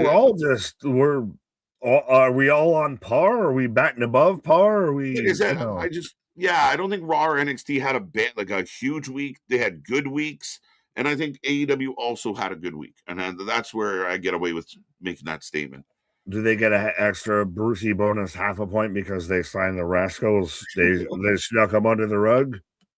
Maybe. I mean, they weren't there. We were just told that they were coming, so we'll see what happens. Veer Mahan. Right, we'll find out there was like a, they violated some contract dispute. They in the midnight hour they re-signed. It's like how Andrade. Oh, so you show up the first time and you take out Kenny Omega. Kenny Omega shows up and cuts a 45-minute fucking promo. No Andrade. No one asked for. No one asked for that. No. 15 minutes, Kenny, at most. Yeah. No Andrade. Go in there. And now we're on Saturday, we're going to get Andrade versus Angelico. So again, I think we're just doing alphabetical slaughter. We're just doing literally what's the next wrestler under Andrade that starts with an A. Yeah, and I think that's where, I mean, I know some of the sickos out there get really defensive, but if you stop and thought and go, oh shit, yeah, you're right, that might make the show better, that this guy that we were pumped about re-signing, beats up Kenny, but then it just doesn't, it's simplistic. It's very simplistic that way. 7 out of 10. AJ's quote of the night: AEW likes idiots. 7 out of 10, 8 out of 10, 8 out of 10, 7 out of 10, 6 out of 10, 7.5. Everyone's kind of in a happy range. 6.75 out of 10. Non-Andrades. I think you got choked up on the Andrades there. Was that 6-7? What? 6-7. Sabres beat Flyers randomly 6-2. So not 6-7. 6.8 says Chair. 8. That's a good score, Kyle. 5. Being nice. Denise not feeling it. Ooh. 7 out of 10. Let's go. 7.5. So yeah, a good night. These are relatively you kind of a nice average score. Again, I think the saving grace tonight was, Nick, it wasn't boring shit. So if tonight's main event was Moxley versus Bandito, and we got that boring walk around fucking Moxley, the show's a 6. But you get MJF in there, you get a really good match, no tomfoolery, and a nice finish. I wish somebody would tap out once in a while. Not everyone's Superman, and not everyone's fucking dumb enough to black out. Like, all right, I give, fucking hell. Yeah, but the show ended at 10:08. We had 2 minutes of fuck all. 2 minutes of just, I love my buddy. I honestly, I think it's funny of, 7.5. Great score, good score, great score, great score. Like, that's an average score. If this was a WWE SmackDown or a pay-per-view or anything, barely even with Monday Night Raw, when it's Braun Breaker and CM Punk, and we gave it a 7.5. Yeah, it's a knock on it. Yeah, right. I mean, you got a point, 100%. And it says, "Is TK over?" Denisha saying, "Is TK overbooking talent?" Thought. I think what I find, Nick, we're seeing people multiple times and not seeing other people at all. This is TK has his favorites, and football is the best reference I can halfway get to it, but I'm going to make a reference that is it's a star player, but it's one of those, I'm a run Saquon, and I'm a run Saquon. And hey, guess what? On third down, I'm a run Saquon. Yeah. It's one of those, you keep doing the same shit over and over again. Right. And it gets a little too redundant and a little too repetitive. Yeah, I mean, for Kenny comes out, and I was on a pause, and I saw your reaction to Kenny coming out, and I think a lot of people were like, "Oh wait, why is he here now? Like, wait, why? What? Why now?" Well, and Kenny was there for a good minute. Like Kenny was there for like a hot minute. We had story time with good old Uncle Kenny. It just wouldn't end. We didn't get it over. An overuse of the Cows family either tonight, though, so I'll give them credit. Not a lot, yeah. I thought the ladies and all 15, 17, 20 members of them, they didn't overuse them. The fact, 6 out of 10. No Mercedes Moné. Maybe this is why. This only strengthens my fucking point. That when you leave Moxley and Moné off shows, they are better fucking shows. Do it for a month. I guarantee you our average rating is higher. Is Monet about to go babyface or start to lean babyface a la Moxley? Because what did Moxley do to turn babyface? He lost the title and then he jobbed about 4 times in a row after he didn't lose for over a year. Guess what Monet has done? She lost the title and she's jobbed about 4 times in a row after not losing for about a year. Why is it in AEW when you become a babyface, you instantly become a loser? And you just take beatings left, right, and center. Like someone has defined because you're not a badass. Like what is happening? I don't get it. But you got a point, and maybe they're going to try that. Listen, I'll be shocked, but maybe I'm wrong. Do they just swing Monet into a babyface kind of thing? I guess, but you better have some good heels because she's terrible. She is a terrible promo as a babyface. Why am I starting to sound become a full sicko? I'll become the head sicko in charge. Right? She's terrible. I'd like to give back to her. What? Give back to her? She just gave back the TBS title and gave it to Willow. One. On top of, well, no, she lost the belt to Windsor. She That was lost not- the title to, Joshi wrestler number 5. Yeah, So she still has 11 belts. Okay. What are we doing? Well, can you name the other 11 belts she has? No, because they don't matter. She did nothing for them. That's a give back. She gave back what mattered. The other are getting fucking shipped back FedEx, and that's it. Just vacated. Fuck a losing. Fuck a job. Vacated. Next week on Dynamite, like the Oba, just line all the belts up on the mat and walk away. Or just be the dudes handing them, holding them in the entranceway. Right. All right, ladies and gentlemen, this one's gone a bit long, but as always, it's been a pleasure. Make sure you hit like, share, subscribe. Check out all our socials. All the links are below. We got more coming your way. The predictions for Genesis have to go out, as I just remind myself. But we are back tomorrow for AMC's premiere Thursday night Impact. Be here for that. We're looking forward to it. It's going to be a great night, and we got more coming your way. Don't miss out. That's all I got. It was a good one. It was good. It was good. No Moxley, yes, no more. We're Breaking Bad, and we're going to be Breaking Bad tomorrow with Thursday Night Impact with the Sons of Anarchy out here.